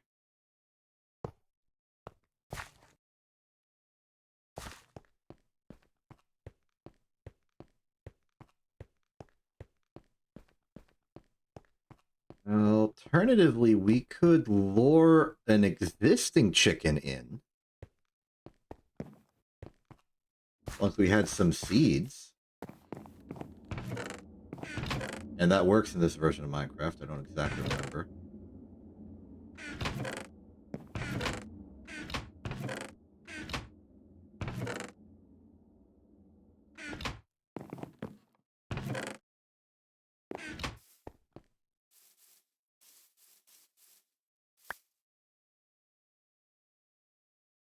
Let's check.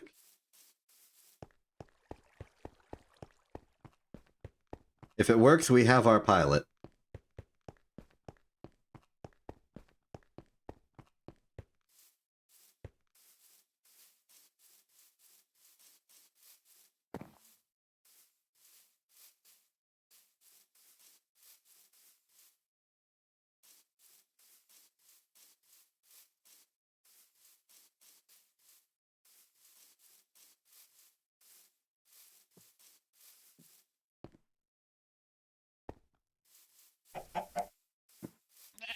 Hey there, Captain. Would you like to pilot our explosion? I think you would do a good job. I think you're qualified. I think you have the requirements we need. How about you just follow me, and we can get you situated into your new station.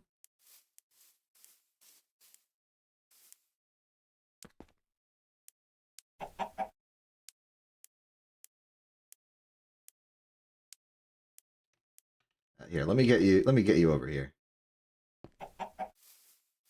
Let me help you across.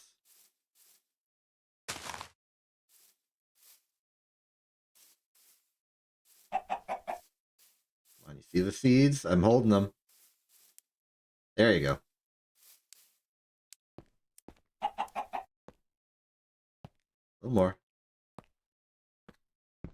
All right. Now if you just step in there.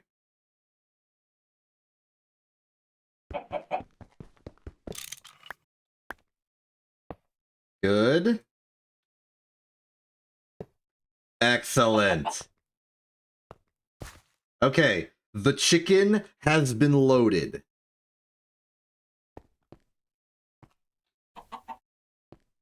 Now all we need are the explosives.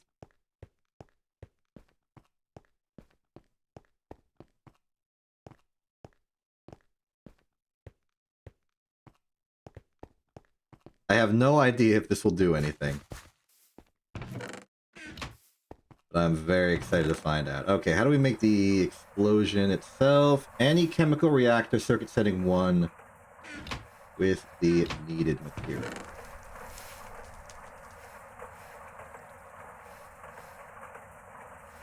Oh, this isn't enough toluene. I forgot to put the rest of the cells in, that's why.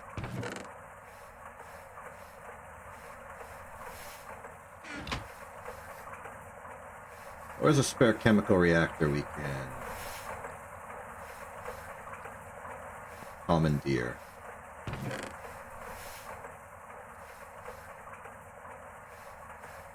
That's enough gel toluene for the job. Free chemical reactor. Free chemical reactor. Maybe the one that we use for solar grade.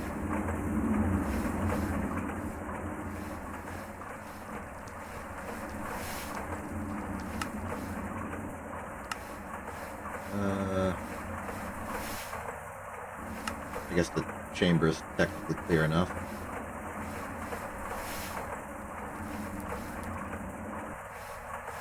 Lock that off for a second. Okay, let's do this. 8. A stack. Another stack. TNT production.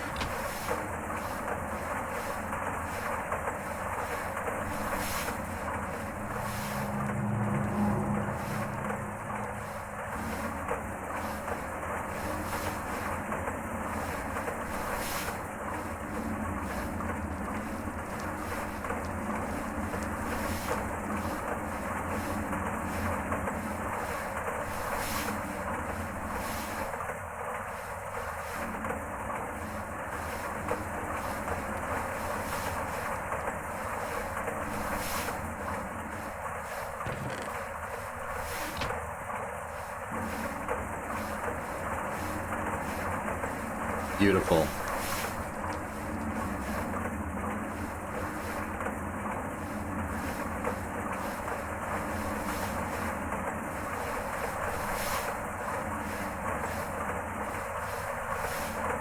Absolutely splendid. And I fixed an error I made with this a long time ago. Never turned this back on.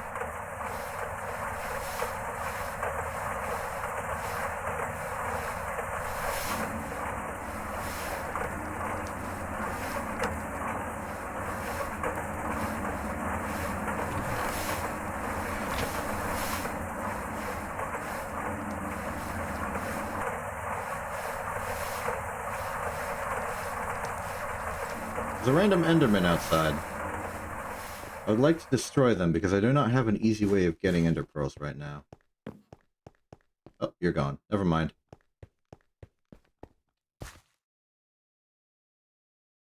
Transient passenger. As you do.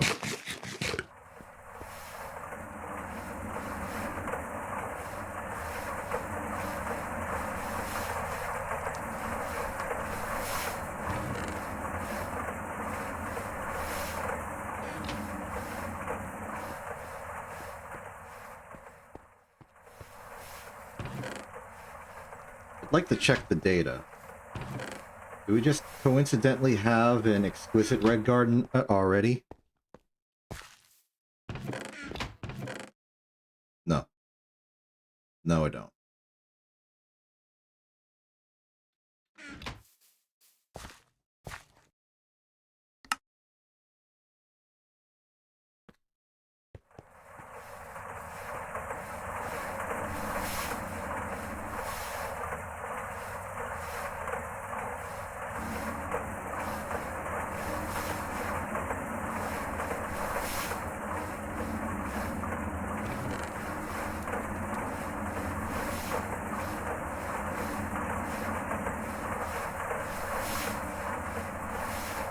Going through a lot of effort just to get this lens. But you know what? It's worth it. Because something like a lens is a one-time operation.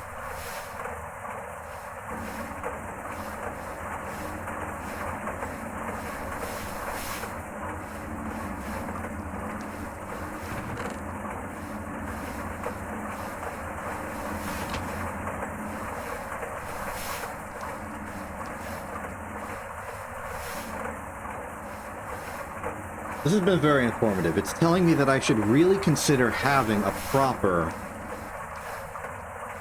nitric acid production so that I can go straight to industrial TNT, which appears to be the most materially efficient of the TNTs we could use. I'll keep that in mind.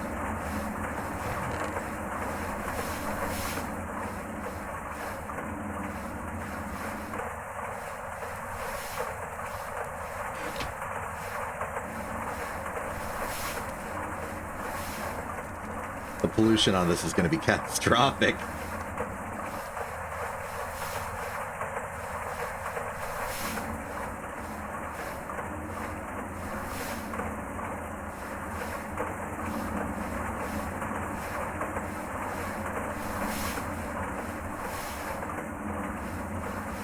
It's not like it makes more TNT. It's just that industrial TNT is less expensive to use.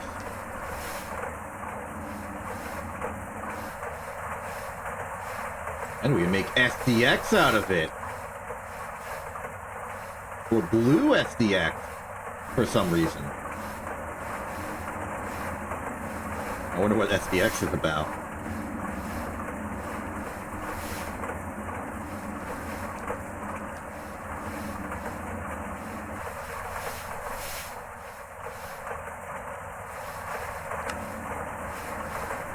Oh, you need high voltage to even make it. Okay, so it's a little more complicated than I gave it credit for.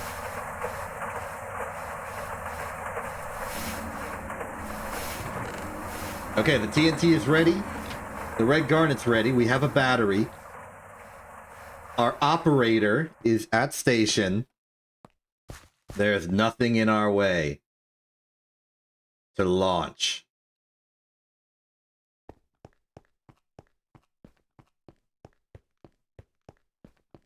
This is going to be hilarious. Okay.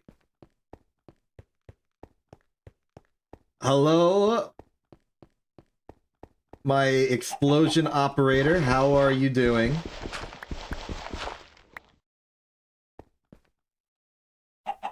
Today's the day, buddy. Today is the day. All right, put the key in the ignition.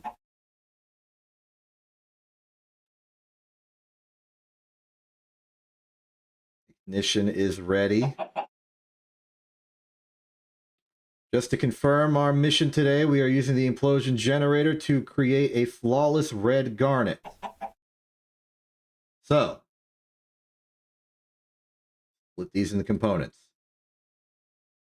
We're going to do this one at a time, and we're going to see what happens to you. Machine power, activate. Okay. Placing in the red garnet in 3, 2, 1. Garnet is set.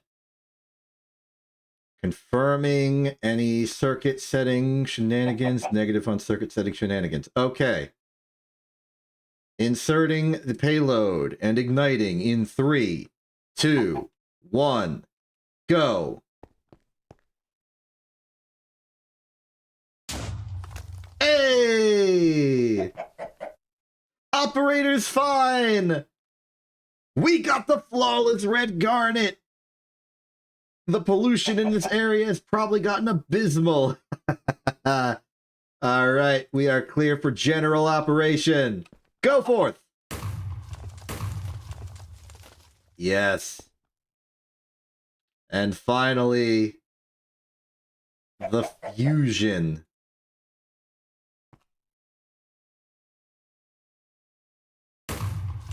Oh, this went fantastic. We have our exquisite red garnet. We got a bunch of dark ashes that we don't care about. This is great.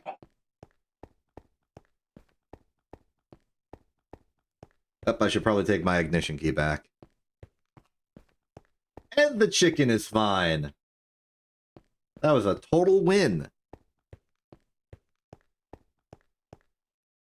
Alright, now remember the plan. We wanted to lathe this into the red garnet lens. Let's just put it in the lathe. And we will.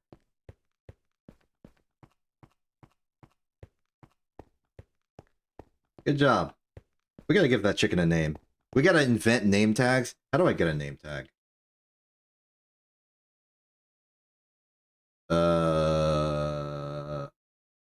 leather, a lead, and some glue. A lead, some string and slime. We can make a name tag. We gotta name that chicken. Looking for suggestions on what to name that chicken.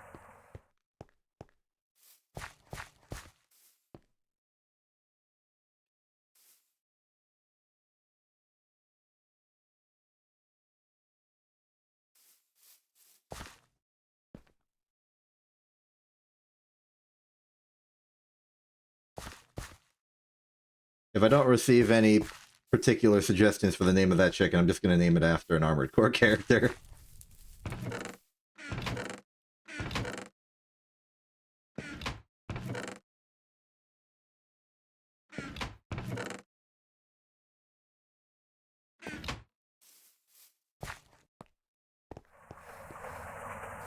I'm not naming it Tidewater.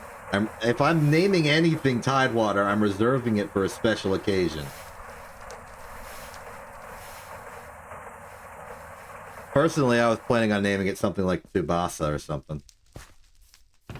Just because it's also technically a bird.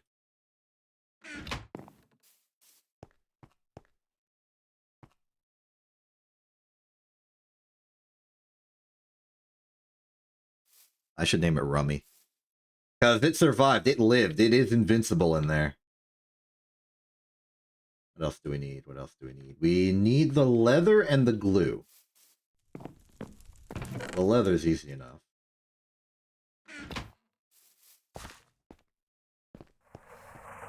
After all, using explosions to compress something is a very RAD type of thing.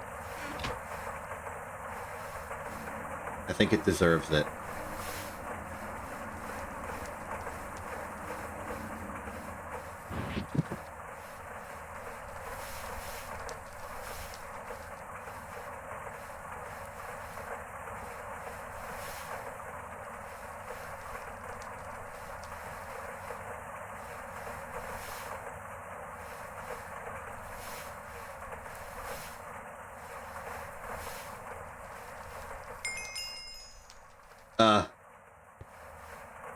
Okay.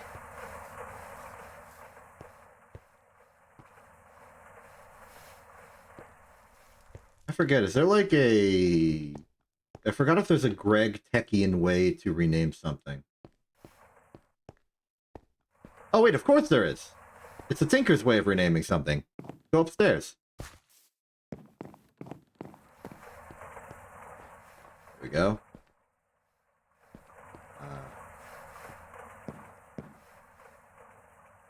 You. Here we go. Alright, final call. Because if I get no options, I'm naming it Invincible Rummy.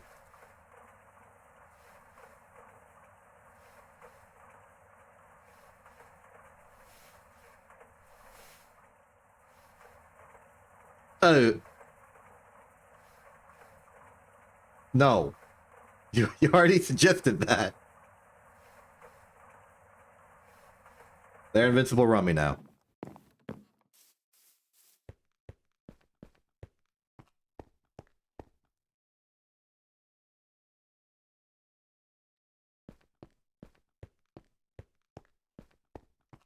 Yeah, what? Oh, I should have named the Sundowner.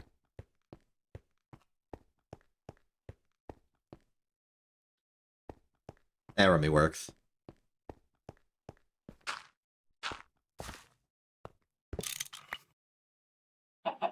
There you go. There's our man.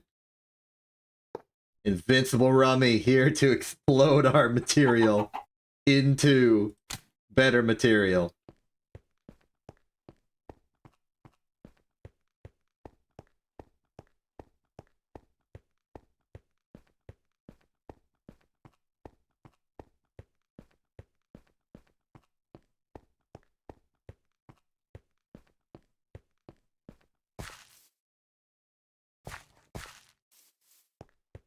Go ahead and ask.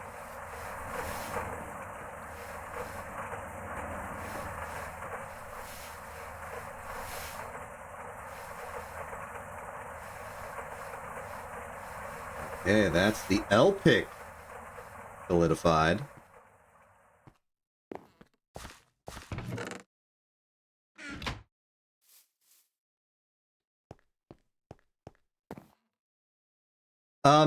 Okay, I'm not the biggest fan of, like, peeking behind the curtain, but I will answer just for your curiosity. The expressions I do are done manually by me. Like, I have to deliberately be like, alright, go to this expression, and then I'm on that expression. A more advanced individual would have, like, face tracking technology. I do not. It is pure manual on my part. Where the heck do I put the impure? Oh, right. It's like over there.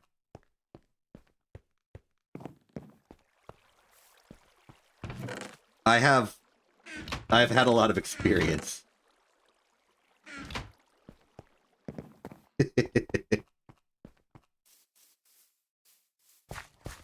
I think actually this is one of the things that I am actually very, very skilled at. This is not a skill anyone else has to have, because it's either, like, improvised via facial movement in an actual, like, moving VTuber rig, or it's done via face tracking and it just sort of happens automatically. This level of expression control, I think, is something I do very well. But it's also a skill nobody else needs to have. But, like, of all of the PNG-style tubers out there, I think I am the most expressive for this reason. It's like my skill. It's my skill that I have.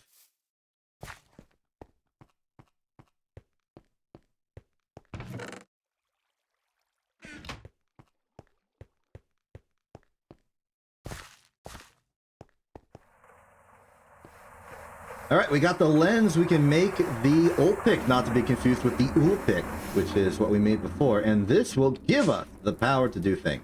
Let me just check the recipes on this, because this is a whole thing. We are going for... Tier 3. We're trying to make this, and we're trying to make 3 of them. Annoying to make. Already have it. Already have it. Already have. So it's just 3 electric pumps, 6 L-picks. Which means we're going to need to make 2 L-pick wafers.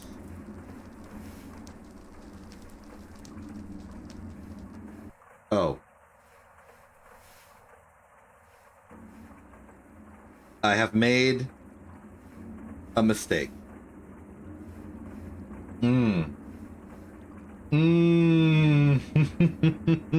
Okay.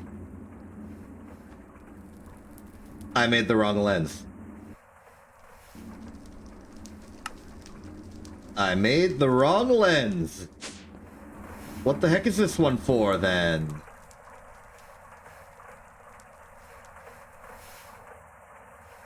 Nothing. It's a ruby lens. This was a complete waste of my time.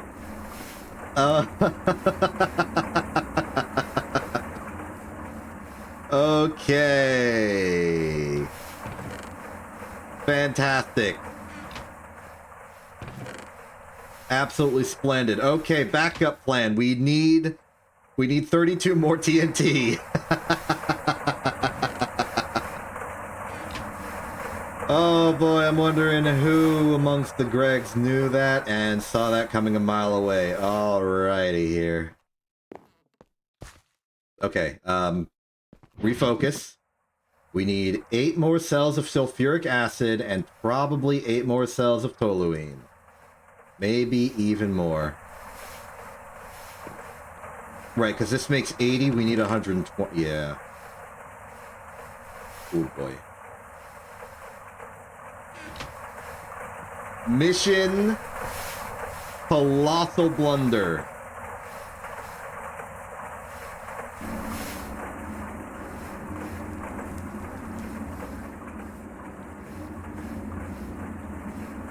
This has proven to be a massive waste of my time.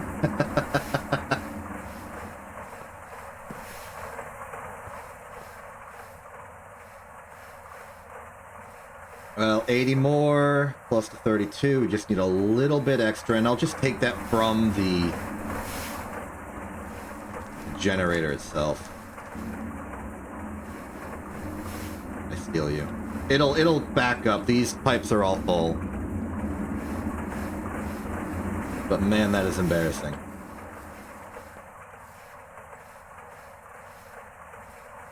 It's not like this is like too bad. We haven't wasted anything. We still need the implosion compressor because we need to make the correct thing now. The only thing we've wasted here is 32 TNT. And that's okay.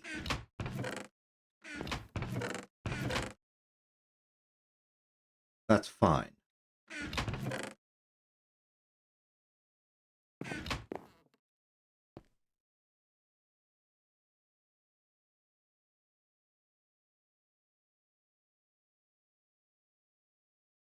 I forgot why I came up here. Oh, right, the garnets. All this means is that we have to do that again. Except this time we use yellow garnet like we were supposed to all along.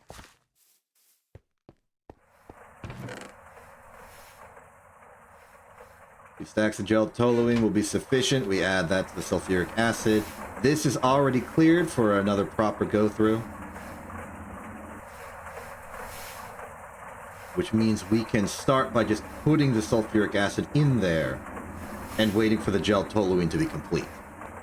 In fact, we could even parallelize a little bit by stealing half of the gel toluene now and just let it start producing.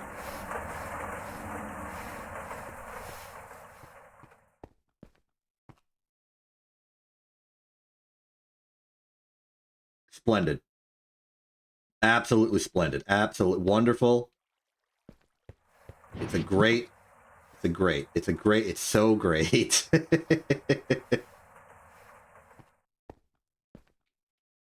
Well, at least Invincible Rummy is still there. We got him a name tag, so shouldn't despawn. That rule should still work in this version of Minecraft. We've got a permanent co-worker on the factory. A dedicated implosion specialist ready to go. We could find other employees to get. Put them in other machines.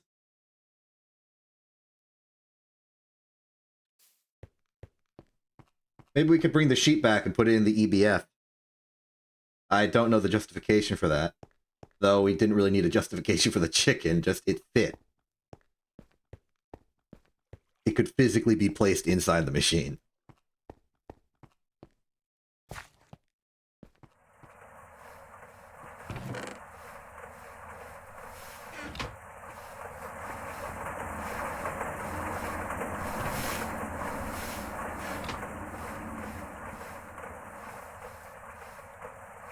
While this goes, we can just do everything else. We still need to make the coils and the pumps. The pumps are mostly trial in annoyance. We have the motors though. So what's it take to make an electric pump? High voltage. Steel rotor, steel screw, gold, rubber, stainless steel fluid pipe. Do we have any? No. Guess I can make that.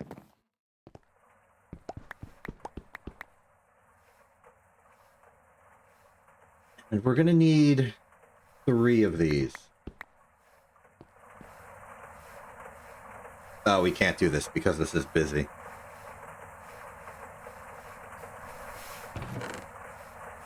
Whatever.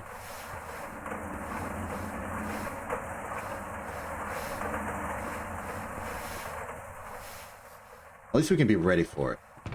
And we've got 3 steel rotors already, 3 steel gears. We need the rubber rings.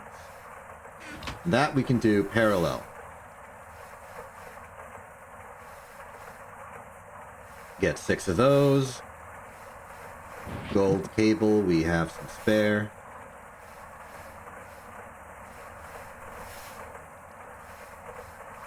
The biggest impediment to me improving the factory is my own laziness and also my own indecisiveness, which is kind of motivating my laziness in a way. How about I got a break?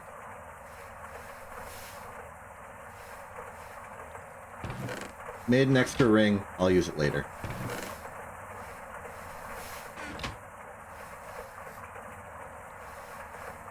Okay, 6 in there. Circuit setting is... there is no circuit setting.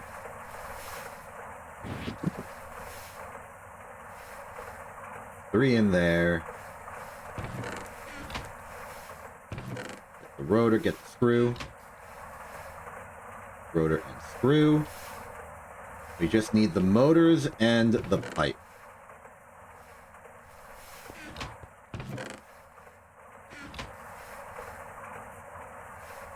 Okay, pipe time.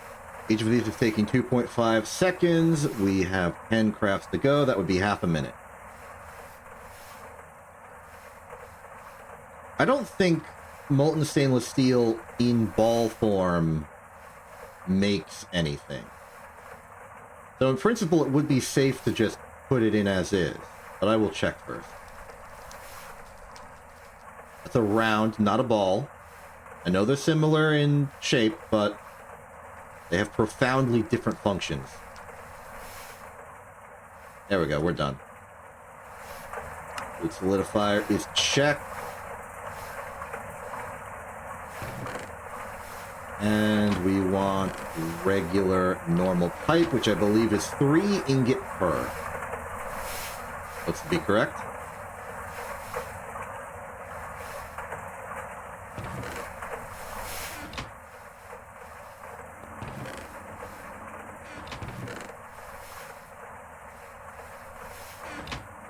Goes in here, we have our pump.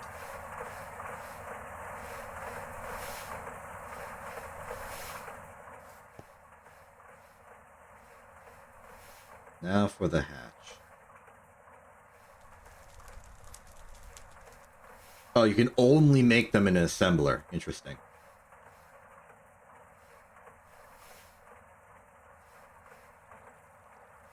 The high volt... oh, right. The high voltage coil. Okay, this is going to be a long string of mayhem. Starting at energetic alloy.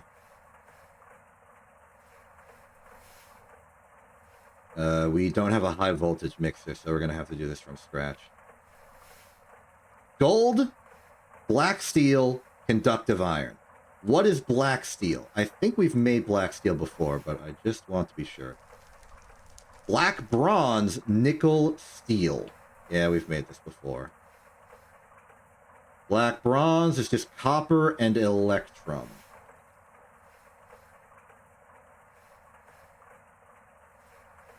This is going to be a whole thing. This is going to be a whole thing. Okay, so. Black steel, we've got the through line. Gold, it's just gold. Conductive iron is... you can do this at medium voltage. Do we have a medium voltage mixer? I think we do. We needed it possibly for this very purpose. Yeah, there it is. Okay, so at least for conductive iron, we can go straight from here. So that is 3 silver, 3 iron, redstone, raw silicon, coal.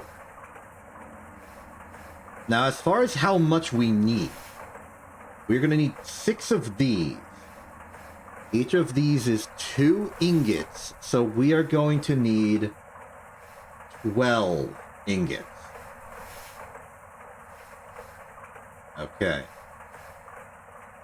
12 ingots of this implies 4 crafts of this. The conductive iron is giving us 9. The black steel is giving us 5. So we don't need to worry about any of that. We simply need to craft each of these once. Let's start with conductive iron. Redstone, raw silicon, coal, iron, silver.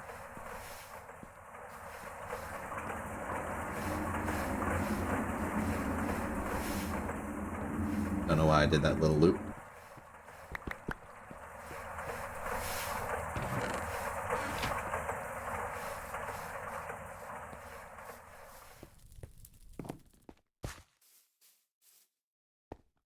Silver dust, please. Thank you.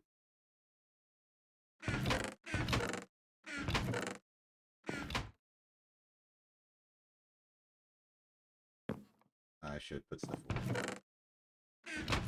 Plant. Redstone, raw silicon, coal. We got coal in here. We don't have coal in here. We have coal in there, I think. Yes. Coal. Raw silicon is you. And then redstone is in the barrel for redstone.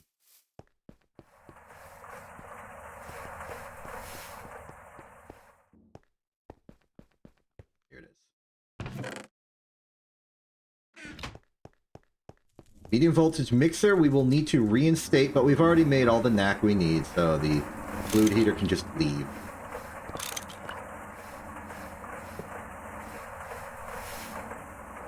Okay. Circuit setting for conductive iron is circuit setting 15 for this one.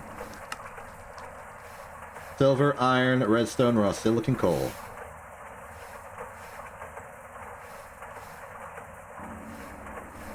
Easy as that. One off the list. Now we need black steel or alternatively black bronze. It depends on what we already have. I suspect we have spare.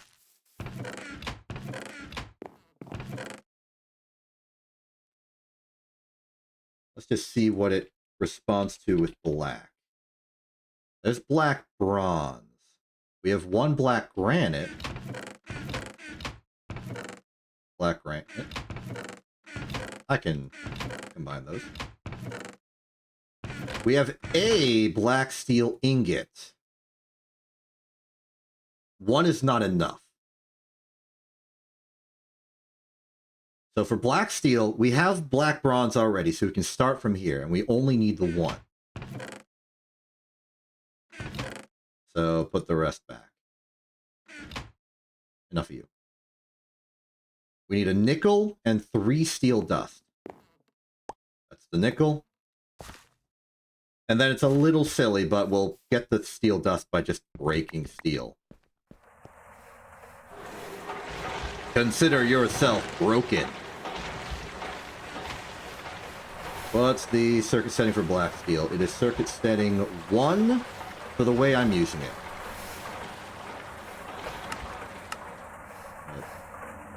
Oh, this is full of electrifying, right? Okay, 3 steel, 1 black bronze, 1 nickel. That should give us 5. From there, we sprinkle a little gold into the equation and call ourselves victorious over the forces of doing stuff. The correct ratio is going to be 3. We will also just macerate this down. At this point, it's just another way of converting material to another crafting form.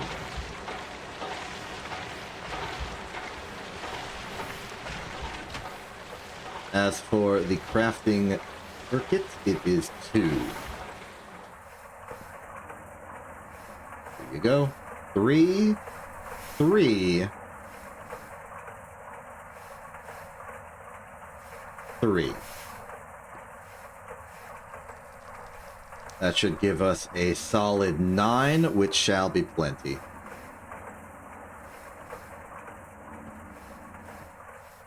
Great. Any particular handling I can do with this, or do I just need to blast furnace? Blast furnace circuit setting 1. We put these in. Energetic alloy is being created at a rate of 1 every 80 seconds. So that'll be a bit. Wait a minute. Why did I think I only needed 9?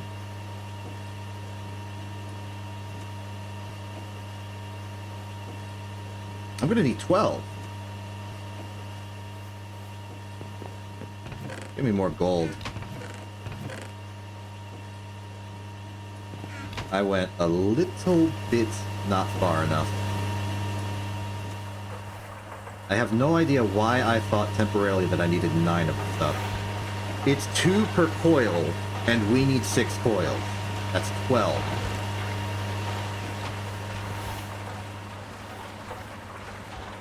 Two, 2, 2.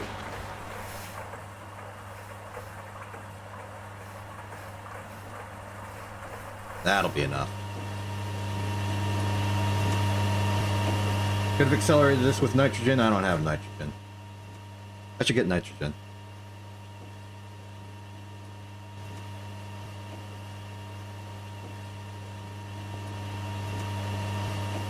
Okay, the coils are ready. How's the TNT? We need something to do, and there's nothing that raises the spirits quite like a couple of planned explosions. If it's an unplanned explosion, it's still entertaining, but you also feel this sense of, like, devastation. Because usually the thing that's exploding unplanned is something you didn't want to explode. Or at least it exploded at the wrong time. That's another way for it to be unplanned. Okay, ignition key is in position. Yellow garnet, kaboom. Very good. Cycle around. Boom. How you doing, Rummy? Good to know we have an expert on board.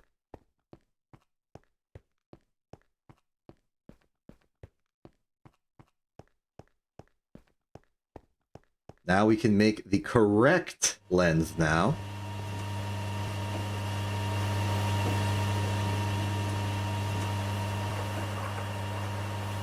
Lathe it.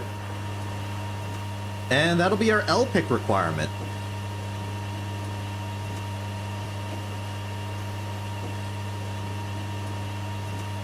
These again.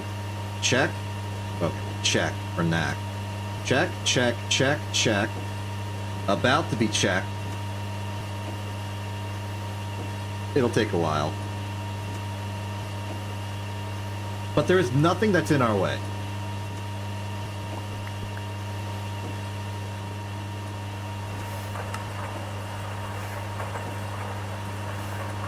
Just a matter of putting it all together.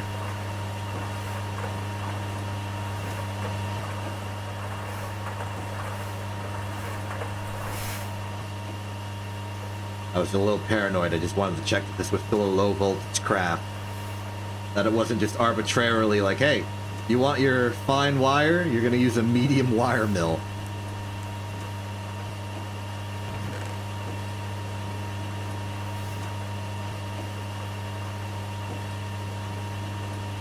Got enough spare gelled toluene for an additional 2 crafts with the implosion compressor. Don't have any plans for them right now, but we'll get to that. Obviously, we're going to have to do a lot of implosion compressing to get all of the plates we're going to need for rocketry. That's going to be our big bottleneck for industry, is making those TNT. Which is why it's probably a good idea that we eventually invest in industrial TNT. Don't need as much. And that's just a matter of the inconvenience of logisticing nitrogen around, and the fact that the reactors and stuff to mix it all is going to need to be high voltage. But really all problems are logistic.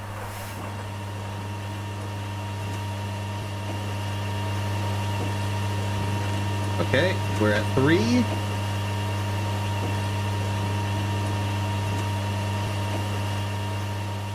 That's gonna still be a few minutes. In the meantime, let's make those LPICs. Lathe is complete. To confirm, yellow garnet, make LPIC.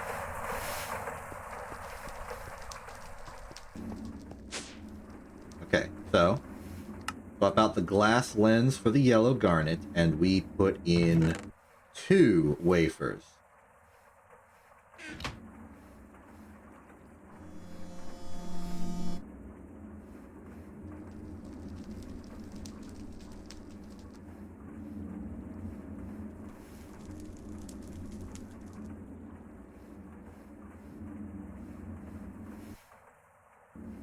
The first one, we're good.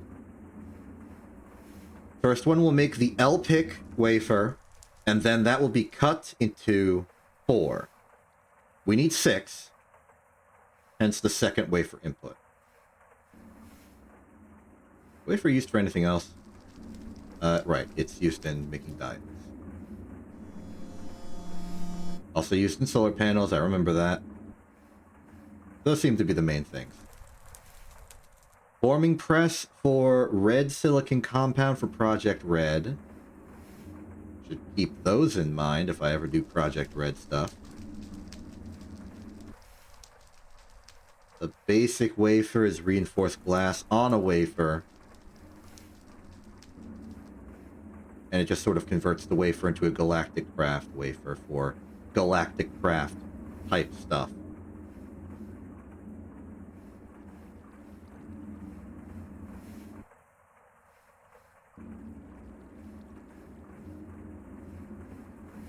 Seems like they're going to be popular, so if I can get away with the... I can't get away with... I can't use, like, the doped wafers. Interesting.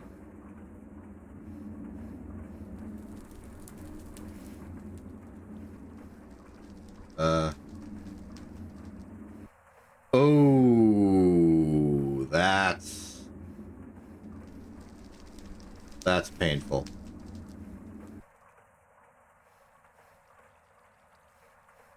We need a high voltage cutting machine for these.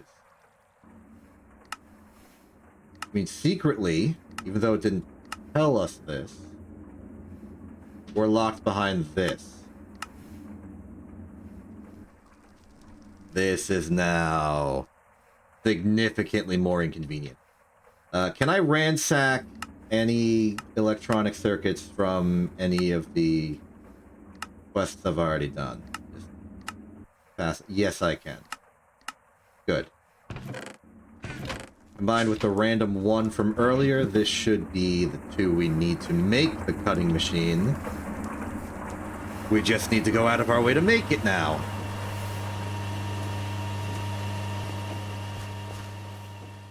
Darn. Well, let's see how bad this is.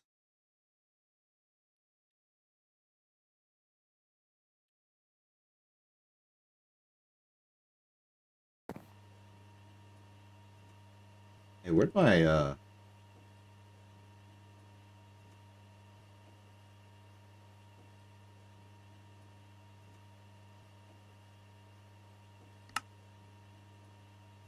Guess I accidentally clicked that. Okay. Let's see. Motor is easy. Bus is easy. That's 2 high voltage circuits. Gold cable is easy. Glass. And diamond saw blade. Cobalt brass gear and diamond dust.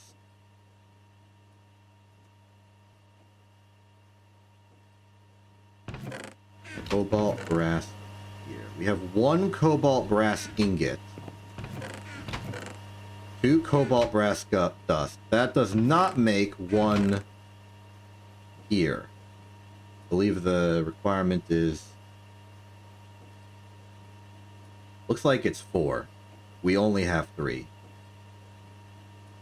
Which brings us to a related question. How do we make cobalt brass again? I assume it's a mixture of dust, and it does seem to be the case. It is regular brass, aluminum, and cobalt. This is zinc copper. Quite a lot of it.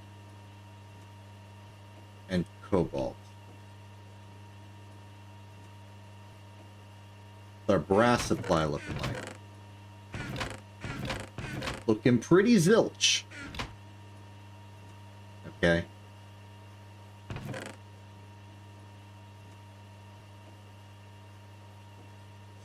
do 3 zinc.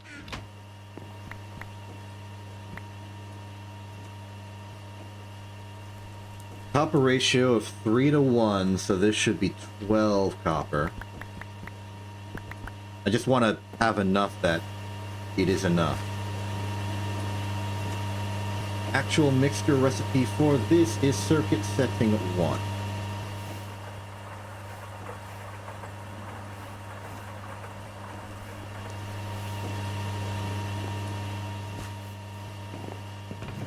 Conductive iron away. Next up is the cobalt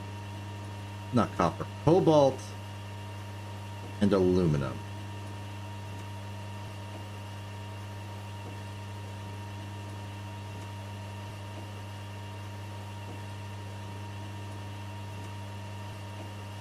We're making 16, so we have enough for 2 crafts of this. 2 aluminum, 2 cobalt. We'll assume it's good enough. And the recipe for this is circuit setting 1. Again.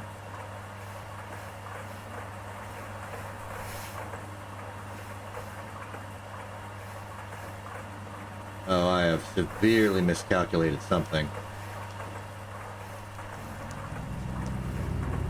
It won't matter because this is enough. I think I have an off by zinc error. Maybe I only took 2.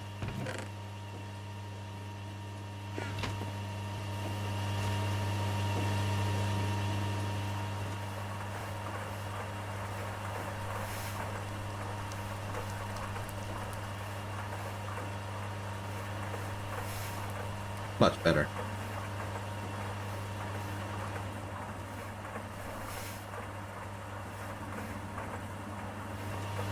Even with simply this, we want to make 1 gear.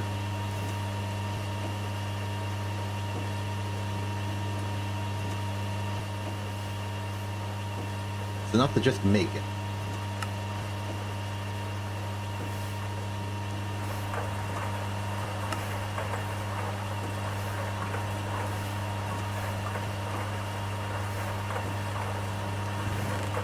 There's our gear.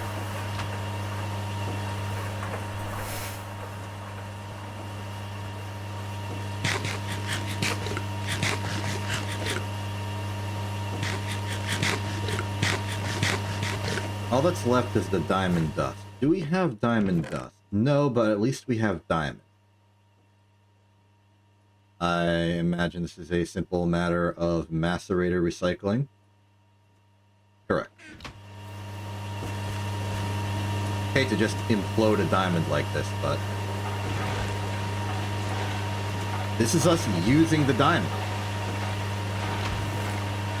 It's being used. Alright, how do I combine these into its idealized form? Assembler, no circuit setting whatsoever, just put it in. And wait 16 seconds. How is our energetic alloy? We are at 10. I believe we needed 12.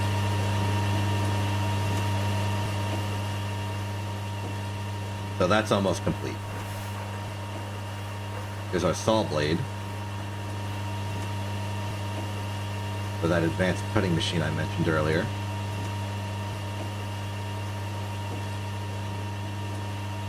Which we can start putting together here. Saw blade is ready. Circuits are ready. Motor is ready.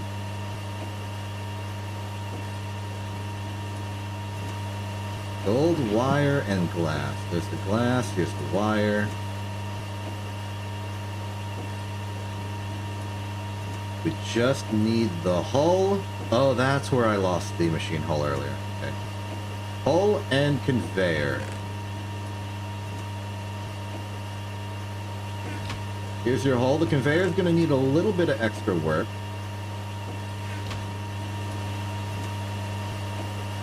Need an extra gold cable and some rubber sheets.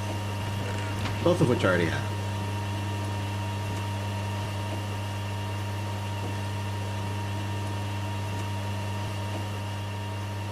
Put that in there. Take out our cutting machine. Good. Shame about our need to power this, though. We'll get out stainless steel dust, molten polyethylene cells. Both of those are not very beneficial. I might just take the stainless steel. So this.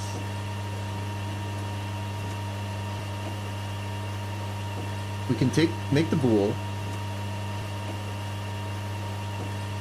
We can still medium voltage cut the boule, so I don't know why they bothered. And we can still medium voltage engrave it, so why did we need the cutting machine? Answer is for the LPIC, but that's not what this quest is about. This quest is about just becoming efficient. And this cutting machine is not a requirement on the way. Just EVF. Oh, right, I forgot. We needed nitrogen for the EBF to do this in the first place.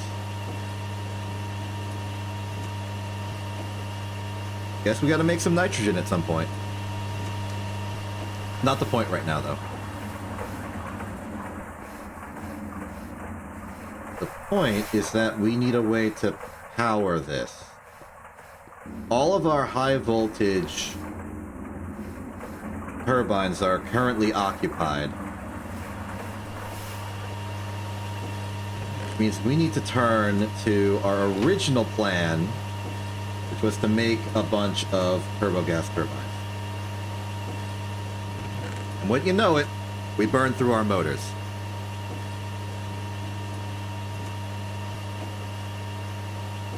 And our circuits. Any more we can casually steal? Just some regular old, like, hey, you did it. Have some circuits to make things easier. No.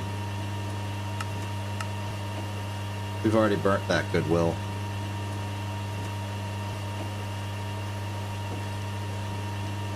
Uh-oh. It happened again. It happened again!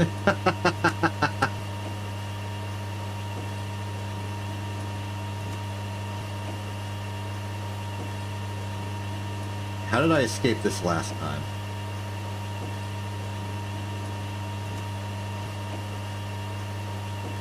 I think I escaped this by getting back to the quest menu. Didn't work.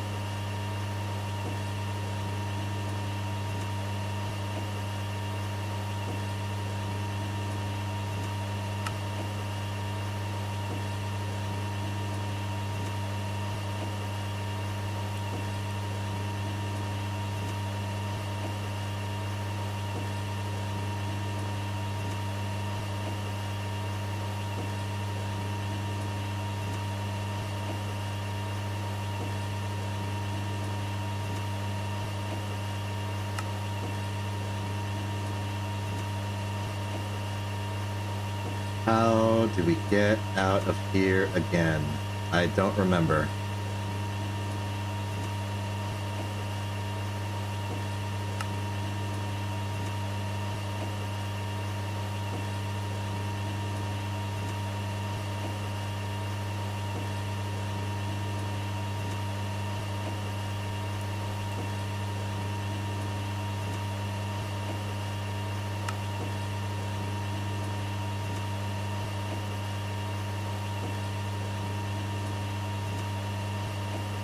Okay, I don't remember how to escape this.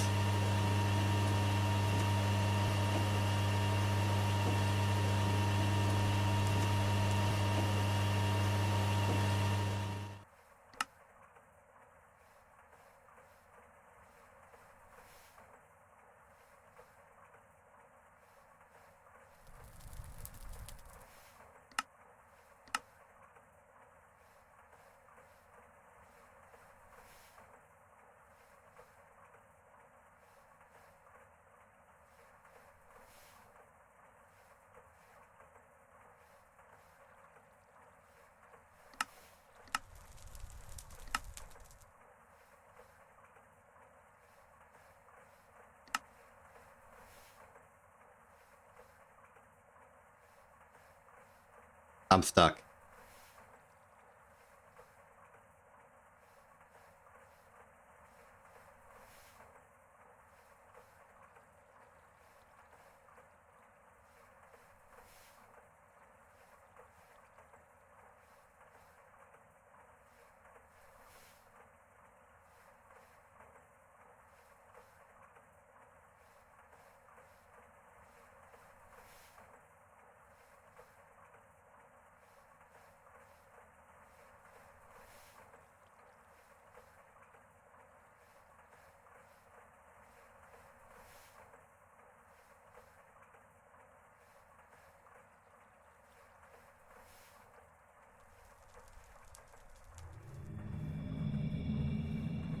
We're free. We're free. Okay, I looked up a solution. Apparently it was based around pressing T on a thing. I don't exactly know what it did, but we're out and we're free, and I can move around again. I don't even remember what I was doing anymore. What was I doing anymore? There was a machine, it was making a noise, it stopped making a noise. Was that the EBF finishing? Probably. Okay, so... we can make the coils. We can make the coils now. That's what's important. I can just ransack the...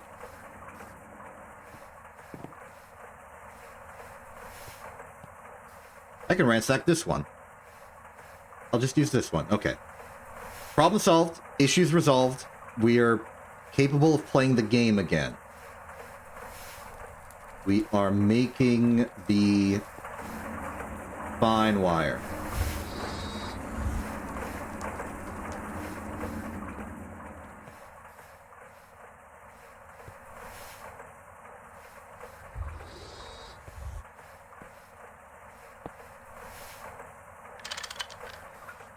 Okay. Successfully ransacked. Let's go get those wafers.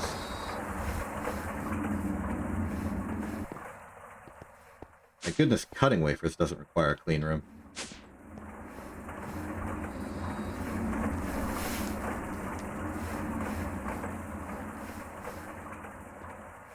Alright, in you go. Right, we need to supply water. That should not be an issue. Just steal some from the local water supply. Well, no worry if it takes 3 minutes to finish. We have time.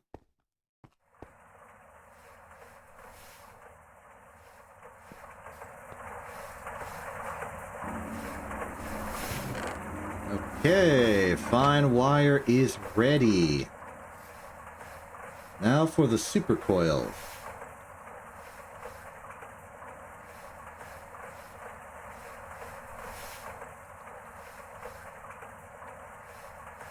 Voltage coils, assembly machine circuit setting 1, no further complications. There has been a complication.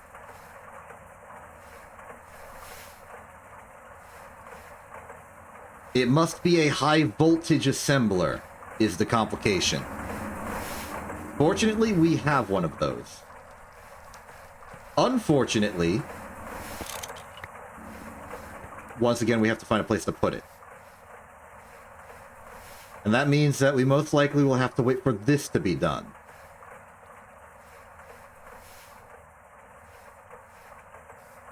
I don't want to touch the benzene production. And I'm a little hesitant to touch this one that's currently going into a transformer.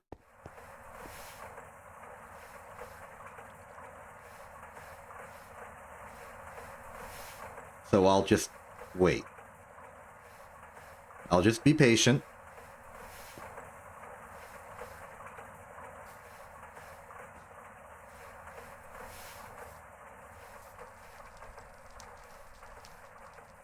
So, how you doing? Did we make like a stack of steel earlier? We did.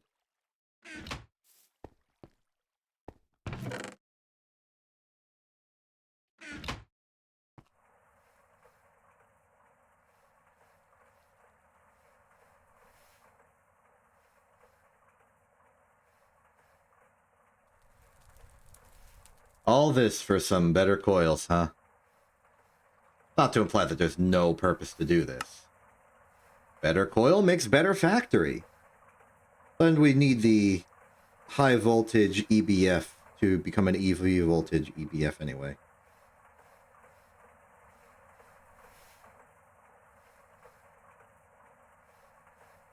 I mean, in this case, it's for the nichrome, but there's other reasons. I'm sure we'll get to them. Oh.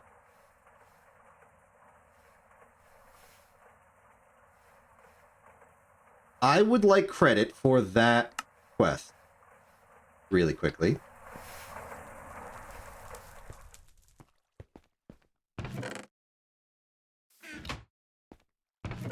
Oh, that's 15. And how much does this need? 60. Oh my goodness.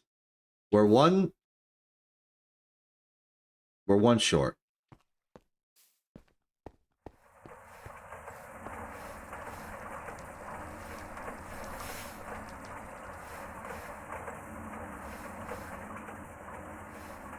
Darn it. I guess I will not be getting credit for this quest and not getting 16 basic capacitors, which are a thing that somebody might care about at some point. They are used to make Ender IO machine chassis. Energetic alloy is also probably something used a lot in Ender IO. Yes, it is the main component of Ender IO stuff in high voltage. Good to know.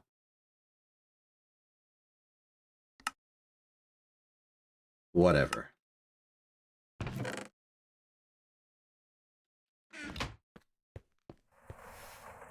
Oh, good. This is done.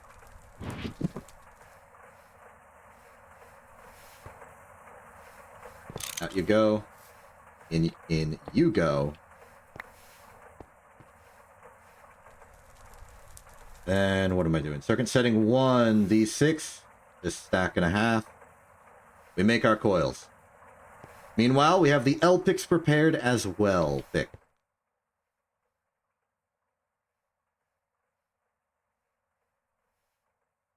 Right, these are assembler only.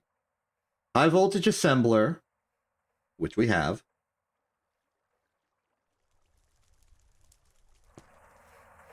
Circuit setting is irrelevant.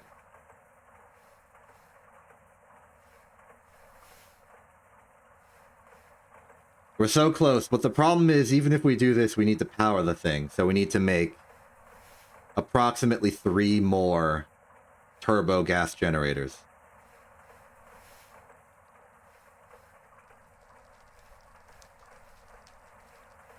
And the entirety of the vacuum freezer. But hey, one thing at a time. Okay, 6 in there. 3 in here. 3 of these. 3 of these.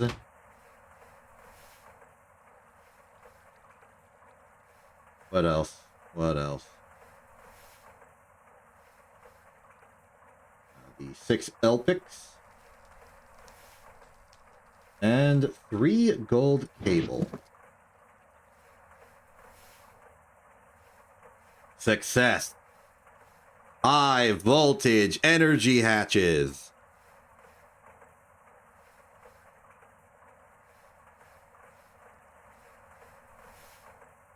Is there a multi-block fluid extractor?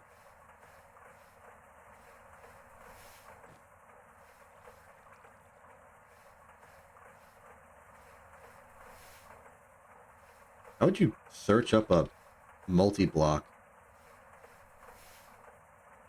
Because they typically have fancier names. S distillery. Large processing factory. Large fluid extractor. Okay. IV tier.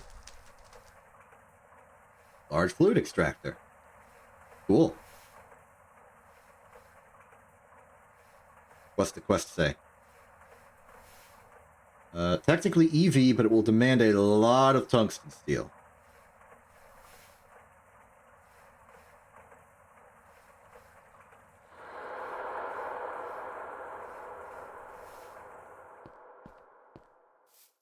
Was that UEBF?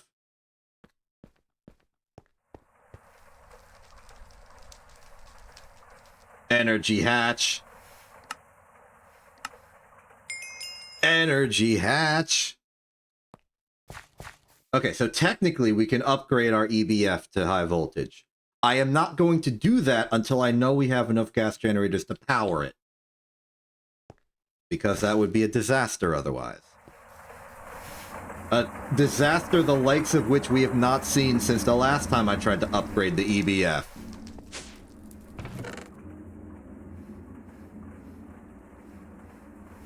So we're playing it safe.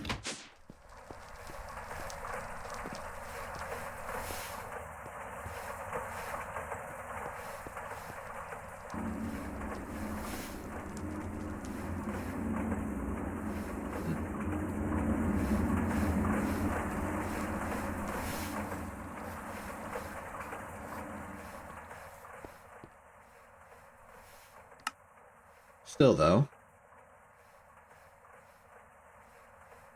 that's just a matter of making them. Biggest limit is the fact that we've ran out of electric motor. But we can get more. It's going to be a pain, but we can make more. Let's just go for 4.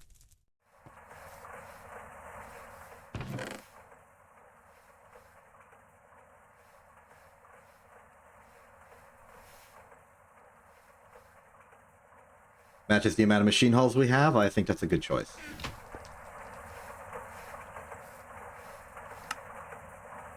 Step 1.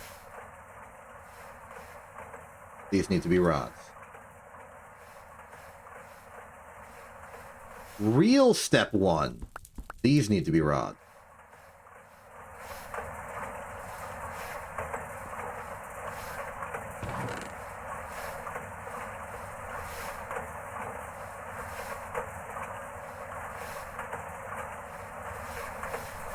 Coming up next on making a high voltage electric motor.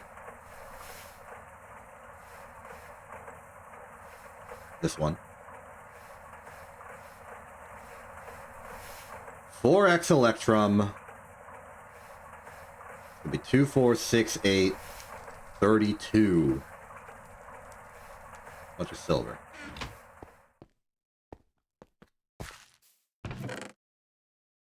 My electrum supplies have dwindled.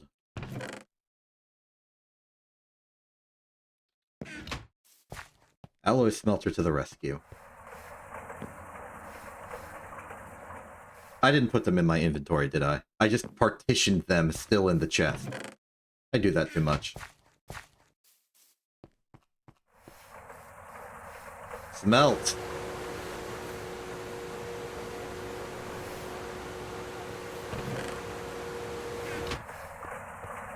Polarize.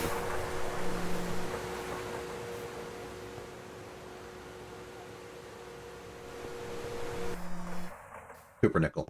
No, that's medium voltage.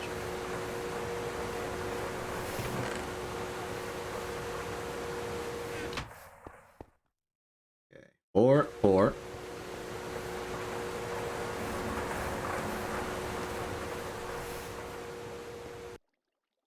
Four.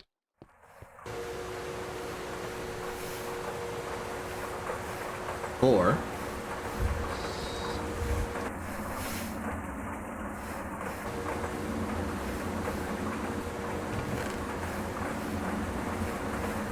4.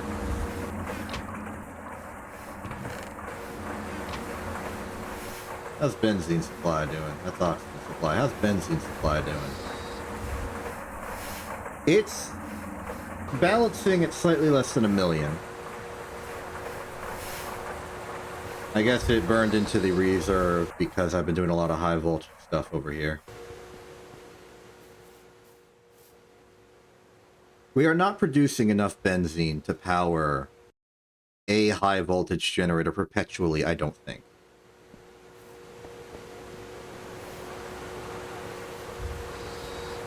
By the way, I want these upgrades.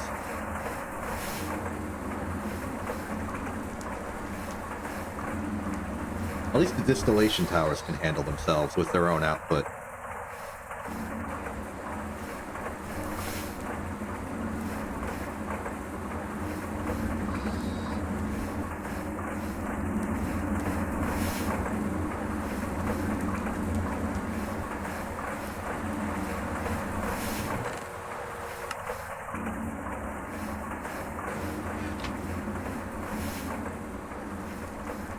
These are way too close to the same color.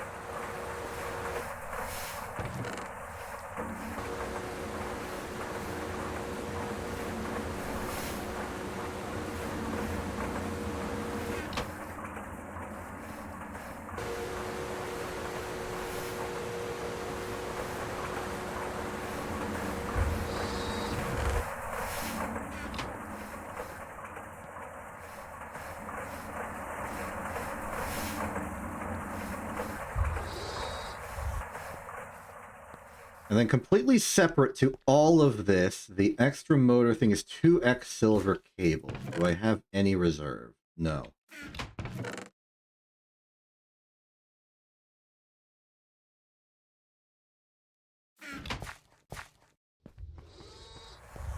Not going to be able to do this either. Not with all this in the way.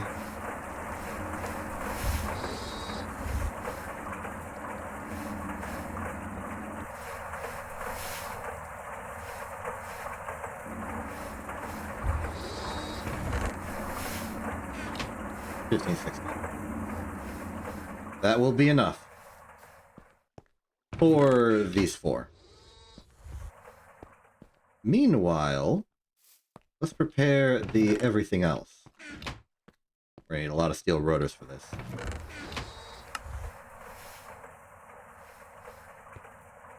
Okay. 1, 2, okay. 1, 2, 3. 4, 5, 6, 7, 8, 9, 10, 11, 12.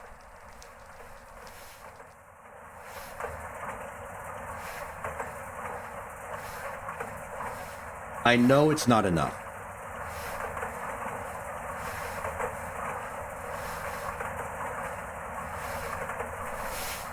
But on this occasion, I would like to underestimate. Especially considering we already have one.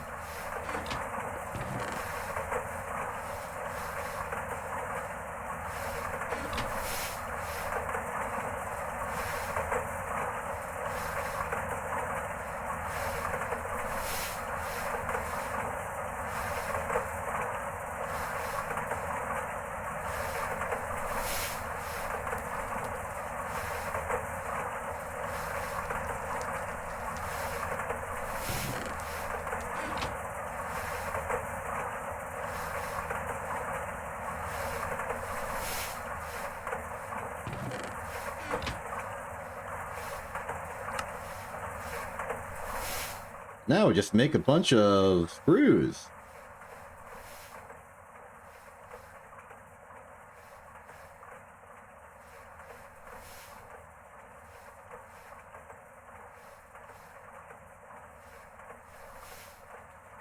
Let's see here, we are 1 screw short.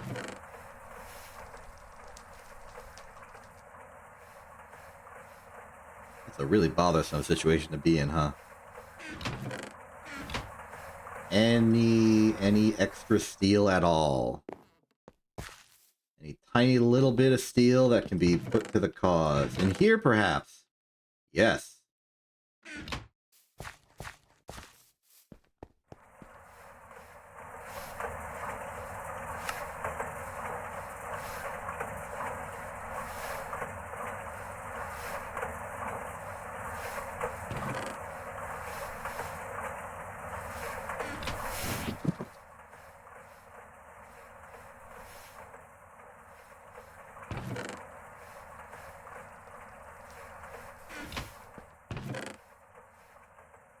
Wait, why did I need the screws? I don't need the screws for this, do I?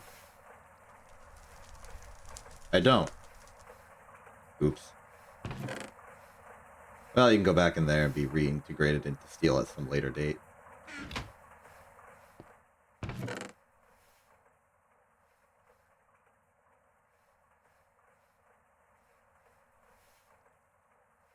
Shaping it out here so I can feel like I'm making that progress. It is...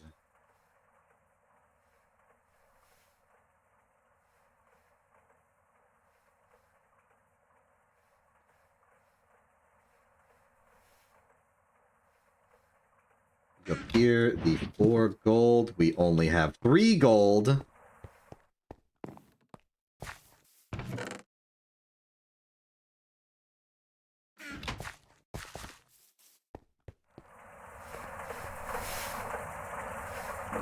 Slap you back to 1 for a second. Slap you up to 2. Put the silver in.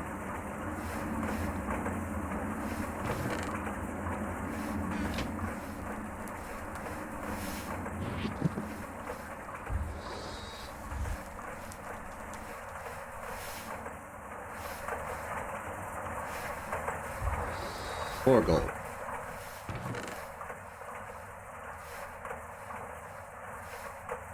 It's just 8 high voltage circuit. Ooh.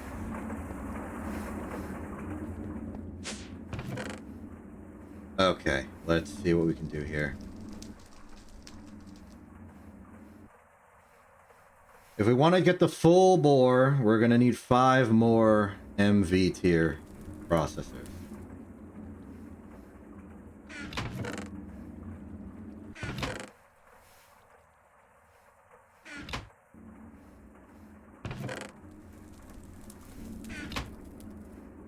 Do a bunch of resistors, some transistors and capacitors, and just hope that's like vaguely correct.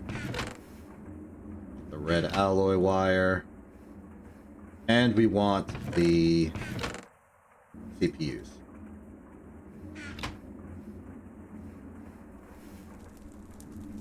Let's hope I didn't accidentally make a microprocessor. I didn't.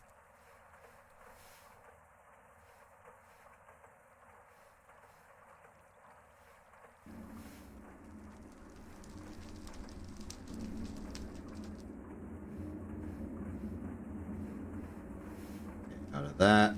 And I think out of transistors as well. Then go to pure capacitors and the RAM.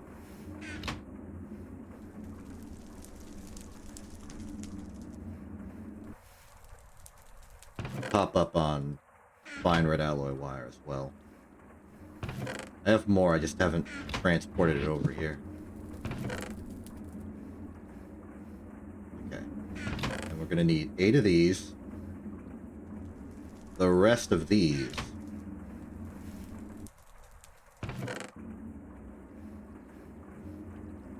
I have made a mistake.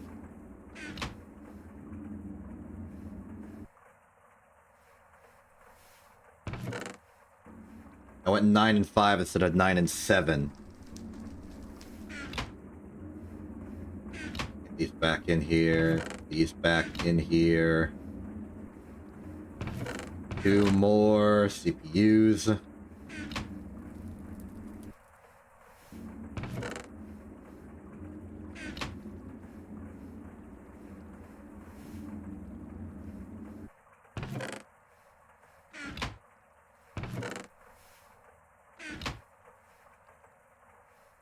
Okay, capacitors, RAM, this. What am I missing? Is it the coils? I hope I'm making the correct thing. I think I'm making the correct thing. I am making the correct thing. This should be exact. At least for some of the components I'm using. Except for the capacitors, which I did not top up.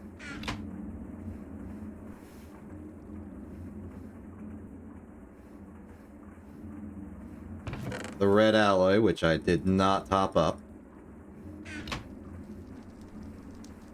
Now we should be good.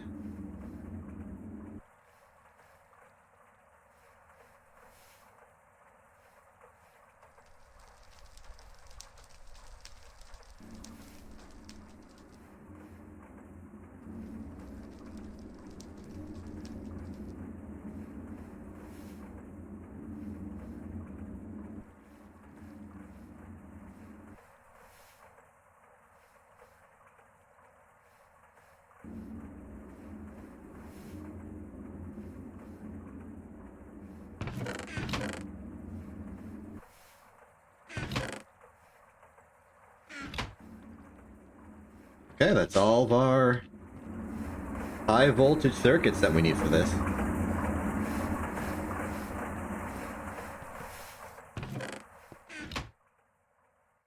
It's all just a matter of... Oh wait, we still need the motors. That was waiting on you and you. With you doing this as a sidestep. You go in here.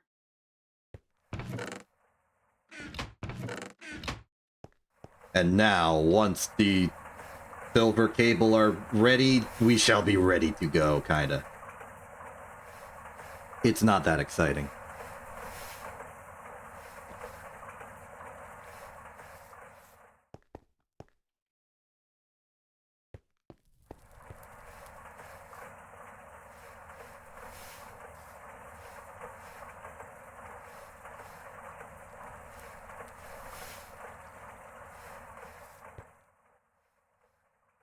We are. Motors are ready. Circuits are in.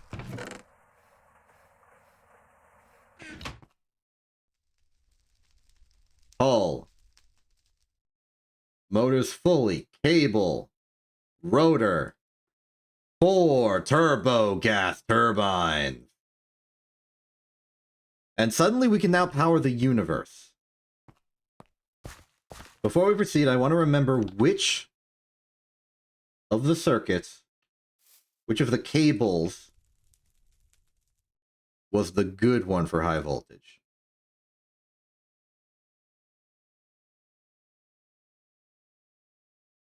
And for safety, I'm going to go with 4X cable for this. Canthal, I'm looking for low loss in high voltage.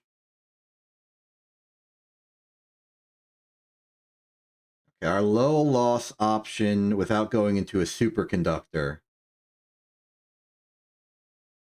is silver. 4X silver cable. And I know using 4X is overkill because it's going to be 2 on a circuit. I'm doing it anyway.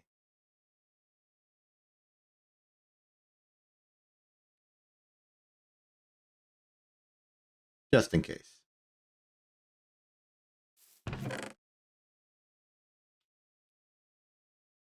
Okay, so 1, 2. That's all we need. We just need the 2.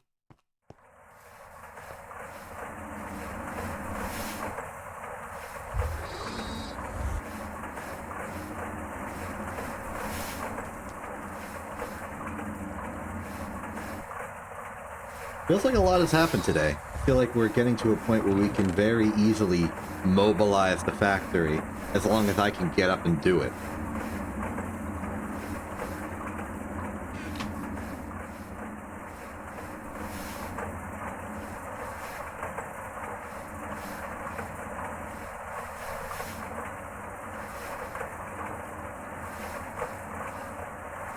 Okay. Let's save the factory for this operation. I realize just making sure everything's empty and good. You power down. Break you. Break you. Oh, we've already been using cable here. That makes sense. And it was 2X at the time.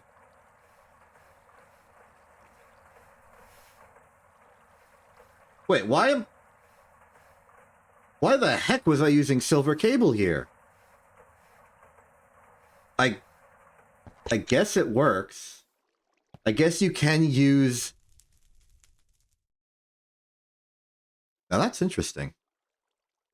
It's never occurred to me before, but I guess you can use higher voltage circuits for lower voltage transmission?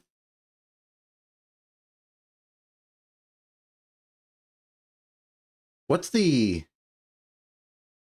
amperage losses in a situation like that? It doesn't care about the amperage, just the voltage.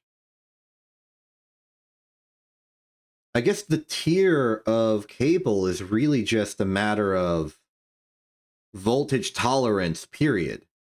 Whether it's labeled as a particular voltage is just for instructional purposes. Okay. In that case, why stop here? Why don't I just whip out the nichrome? Because I can't make nichrome yet, that's why. How about I use steel cable? Why not? Why not aluminum cable? I could just do that, apparently. Though maybe it opens up the threat of maybe overloading whatever you're plugging into.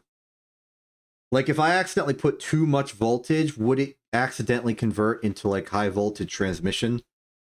I don't think so. I think it would just up the amperage. Not the point. Point is, we got this silver cable. Max amperage is 4. We're only going to be dealing with 2, nominally. Loss per meter per amp is 1 EU volt. That is going to probably be fine.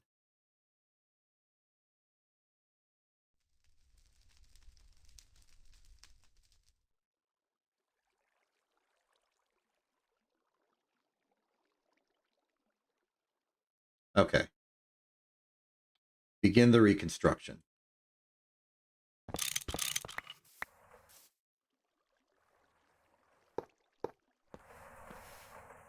Congratulations, you've been upgraded.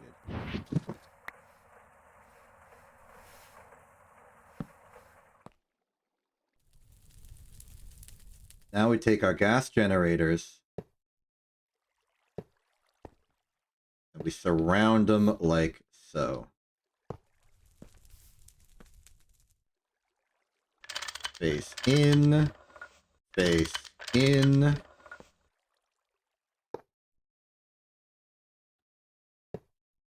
gonna be a little bit of a pain to access. Face in, face in. Okay, now this is being provided with 4 amps of high voltage, provided it was actually getting any fuel whatsoever. Each of these hatches are designed to input 2 amps. We've got 2 and 2. That's the plan.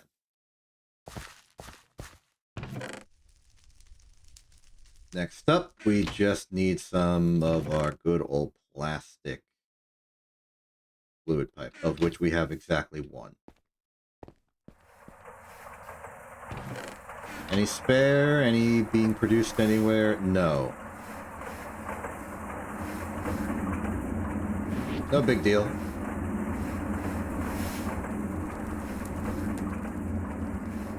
Don't need much.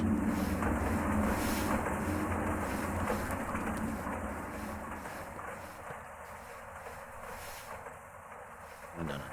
Keep doing it in here. It's the responsible move. Take the glue back. Keep it at normal, because there's going to be a point where we're not pumping enough benzene through the system. Especially as we keep quadrupling the amount of benzene we need per second. May get to a point where we have to upgrade to, like, huge. For, like, the main arteries of the factory's fuel processing.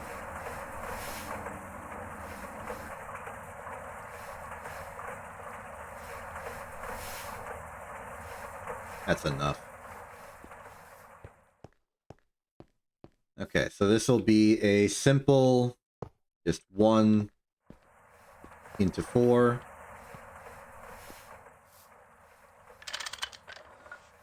Bonk.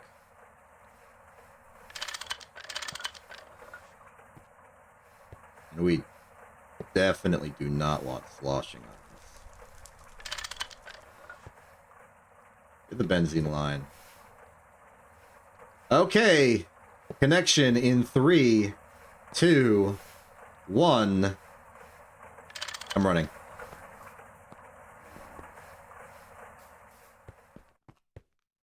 Okay, power is good. Nothing's blown up. Machine is on.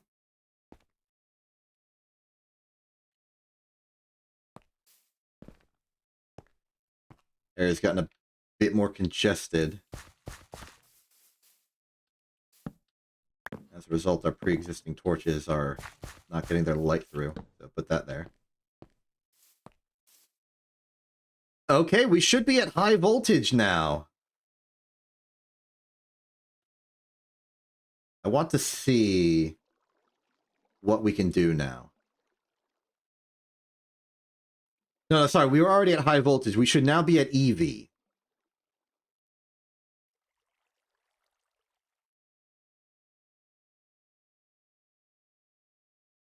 Scrolling through looking for the EV recipes. Most of these are medium voltage, which makes sense. This high voltage. What did we win at EV? Almost, almost. Here we go. All right, let's learn.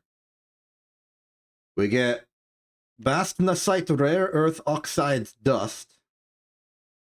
We get wrought iron plus coal equals steel ingot plus ashes, which is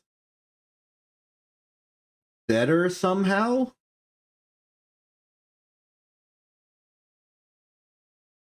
Carbon. I guess it's faster. You can like bulk produce. We get titanium from trifluoride. We get titanium and hydrofluoric acid. We get shadow iron into shadow steel. We get dirty activated carbon dust. Aluminum nitride. Oh, we get iron dust plus a little carbon to steel directly. Takes 12.5 seconds, but that's still pretty good. We get nichrome, which is what I'm here for.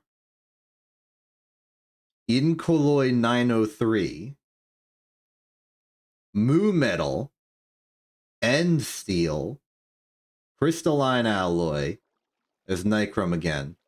Incolloy, end steel, crystalline alloy, titanium, HSSG, tungsten carbide, low purity hafnium, hot zirconium, hot sonarium, hot crystalline pink slime, hot incolloy, crystalline alloy, end steel, ademic steel, titanium, HSSG, TPV, tungsten steel, tungsten carbide, incolloy, hot crystalline alloy, end steel, hot sonarium. This is just repeating what we already know, but using probably a different catalyst for different levels of speed. And the higher we go up, because this is sorted by EU usage, the worse it's going to be. Superconductor base EV, end steel, TPV, tungsten steel, Grizium, sonarium, stellite warning, very hot. Well, that's a scary warning. Pastelloid, tungsten titanium, incolloy, energy crystal, just crystalline pink slime, melodic alloy, glowing marshmallow, incolloy and steel, crystalline alloy, HSSE, adamantium, ademic, superconductor base, IV. Looking like a draconium infused obsidian, holmium, and steel, superconductor, nichrome without catalyst. Okay, so there is a nichrome without catalyst. Good to know. I was worried we needed nitrogen. EV, ademics. Where's the edge of EV? What if we go backwards? Here we go. Naquada doped monocrystalline silicon boule. Oh, we needed the nitrogen for the boule, right? hot tungsten, flat out. Hot Bartimaeus neck ingot, Nakwa, tungsten. Radioactive sludge, danger. I believe you. Glowing marshmallow, superconductor. I think we're mostly seeing repeats, and that's fine. We know what we came for.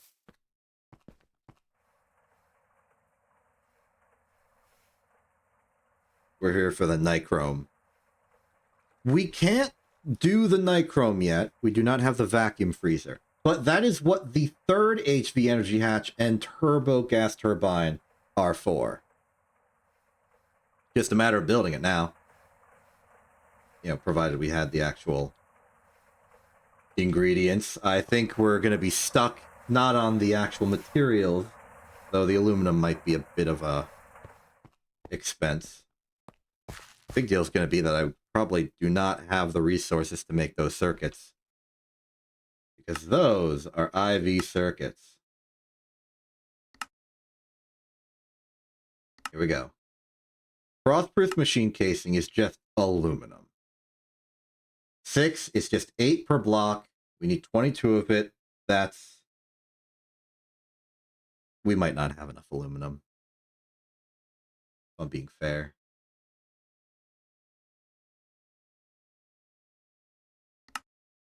As far as this itself, 3 high voltage electric pumps, 3 EV circuits, that would be 6 high voltage and 12 MV going up the ladder. The construction itself is not complicated. It's actually identical to the implosion compressor, except for the added detail that there's now input and output fluid hatches. How does that feed into the situation?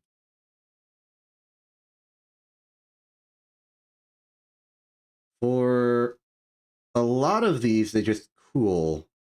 I guess it's because you can input hot ingots or hot fluids to cool them. It's just a matter of which one you're doing for any particular moment. And I have this rated for up to HV. A very deliberate choice because we want to be able to cool these ingots. And particularly the nichrome, which requires high voltage.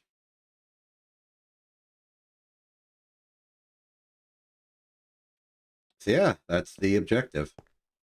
I am afraid to use this, by the way. Not because I think it'll blow up or anything, but because I worry that the literal fuel requirements will bankrupt the system.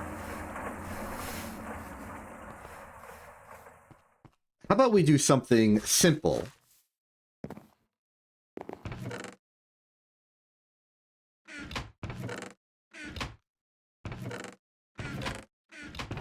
Okay, let's think. We're thinking. Logically speaking, we have upgraded the voltage tier, and if we don't get perfect parallels, which I don't think we will until we upgrade the coils, any particular thing we would have entered into the system to process, say a stack of cobalt, will take 4 times the amount of power up front per second, but take half the time.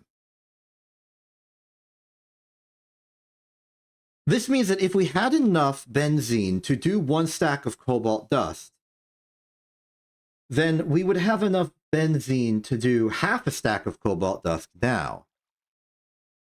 And I'm pretty sure we can afford this. And this was medium voltage. We're double paralleling this. We should expect a nominal time of approximately 20 seconds per. And that was Cupernickel. Maybe we get a perfect parallel with Canthal now. We definitely will with Nichrome. But 184,000 EU. Let's compare that to the power density of benzene. 360,000. So we could expect 1,000 benzene to be used to make, let's say, 2 cobalt. But that was then. Now, because we're having 2 imperfect parallels added to, not parallels, just like voltage overclocking. I'm using the wrong term. We're overclocking this. No parallels at all, it's just overclocking. Perfect overclocking is for the coil increase. For this, it used to be 1,000 benzene for 2. Then at high voltage, it would have been 1,000 benzene for 1. Now, it's going to be 2,000 benzene for 1. Which means it would take about 128,000 benzene to blast furnace this stack. Which we can afford, because we know how much benzene's in the tank. The question is, will this stall because the pipes aren't thick enough?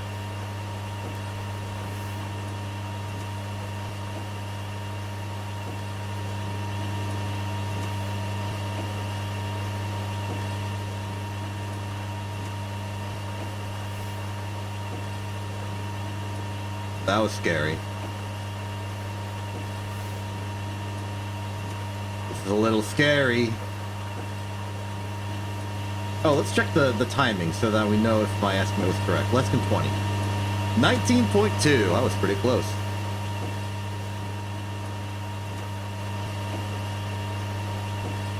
We just want to make sure that throughout the operation, the benzene is going through the pipe and like nothing vacuous is happening. How are you holding up?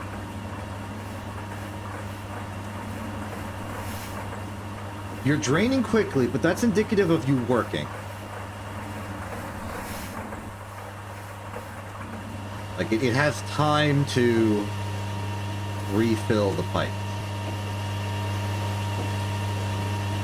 They're still full. The fluid pipes are converting.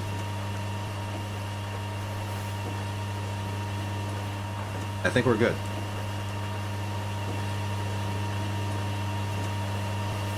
I think this is it working.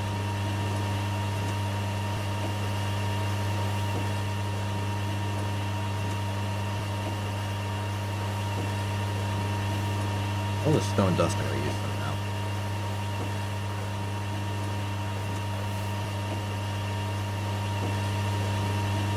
Good, good. We are good.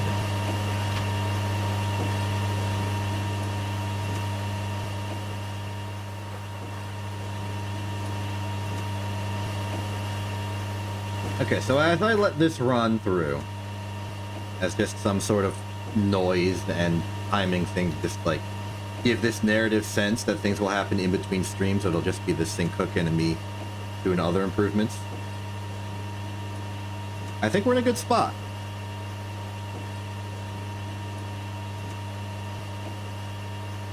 We've upgraded the factory in important ways. We've gotten more high voltage generators. We've got high voltage energy hatches. Our EBF has been upgraded. That's always a big deal.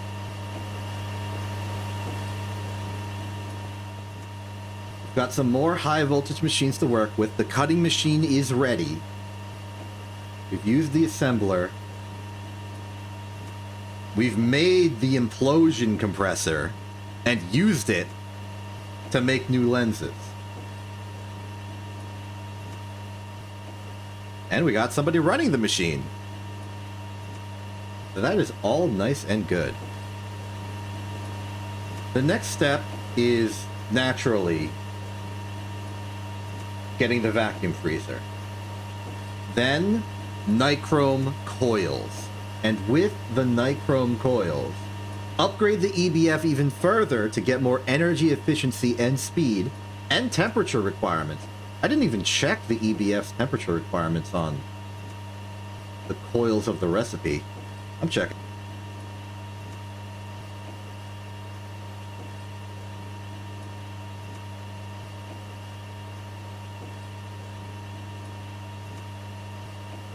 Alright, we're still in HV. EPV coil. Okay, so some recipes you require some crazy coils, even if it's not a EV.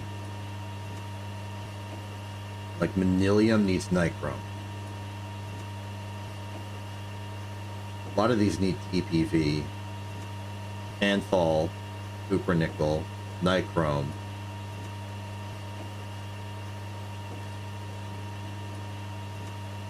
TPV, HSS3, TPV, nichrome. Well, I guess we used the nichrome to make the TPV and then use the TPV to have TPV. How does it track out in the actual coil quest? TPV is the next one. 3600 kelvins. You can process higher tier materials like tungsten. You get nichrome. You get nichrome for tungsten. But also we get the nichrome for the EBF. I think more immediately we get the nichrome for the pyrolyse. Get a second fluid extractor low voltage to process the charcoal faster. And then hope that gives us enough creosote for our diabolical steam purposes.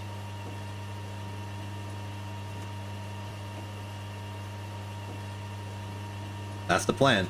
If it doesn't work, we can reinstate the coke ovens, both to provide creosote to the boiler, but also the charcoal from it can then be fluid extracted as well to give us more everything. So that's good. That's real good.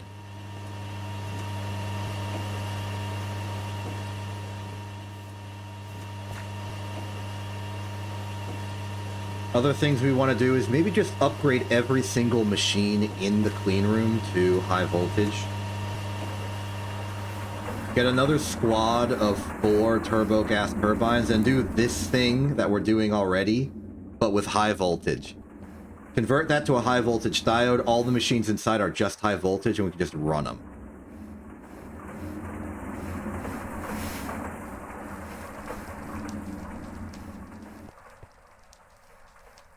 That'd be cool.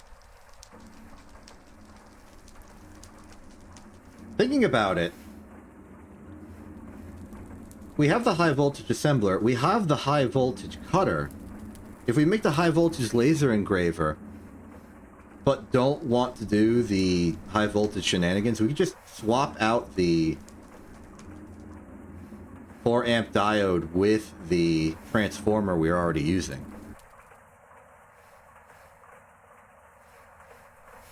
That might be fine.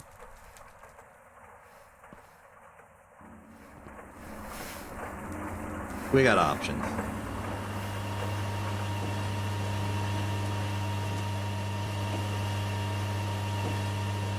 We got plenty of options. But I think our next objective is vacuum freezer and get nichrome coils. Improve the factory even further. And then deal with the whole fact that we have to do the whole logistics thing of this giant 4x4 chunk block of huge cobblestone tile cobblestone. At some point, we're going to need to do a dedicated stream of packing up the factory and moving it onto this thing. We don't have to use all the space immediately, and I don't expect to, but we need to enter the paradigm of this platform. I think that'll be fine.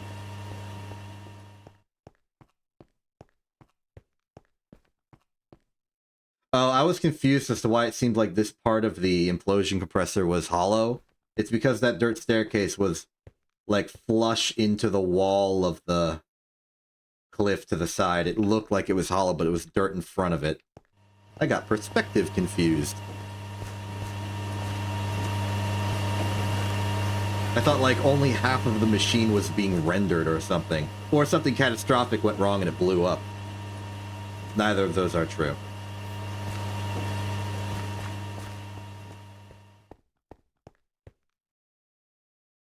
Yep, so the priorities are as follows in my mind right now, now that I've been in the thicket of working with it for the past almost 4 hours.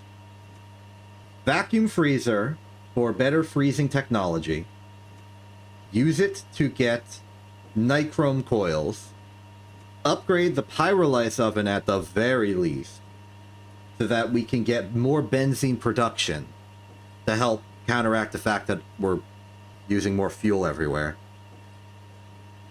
With that solidified as our fuel source, strip down the factory and move it... Oh, hold on, I'm under attack by a creature of the night. Move the factory over, pipe it, so that it all works good. We may want to leave a minor piece of the factory intact while we're doing this, just so we can make more pipes. I would prefer to have PVC pipes available for the logistics stuff, but as long as we can do that after the move, it'll be fine. You're a corpse now.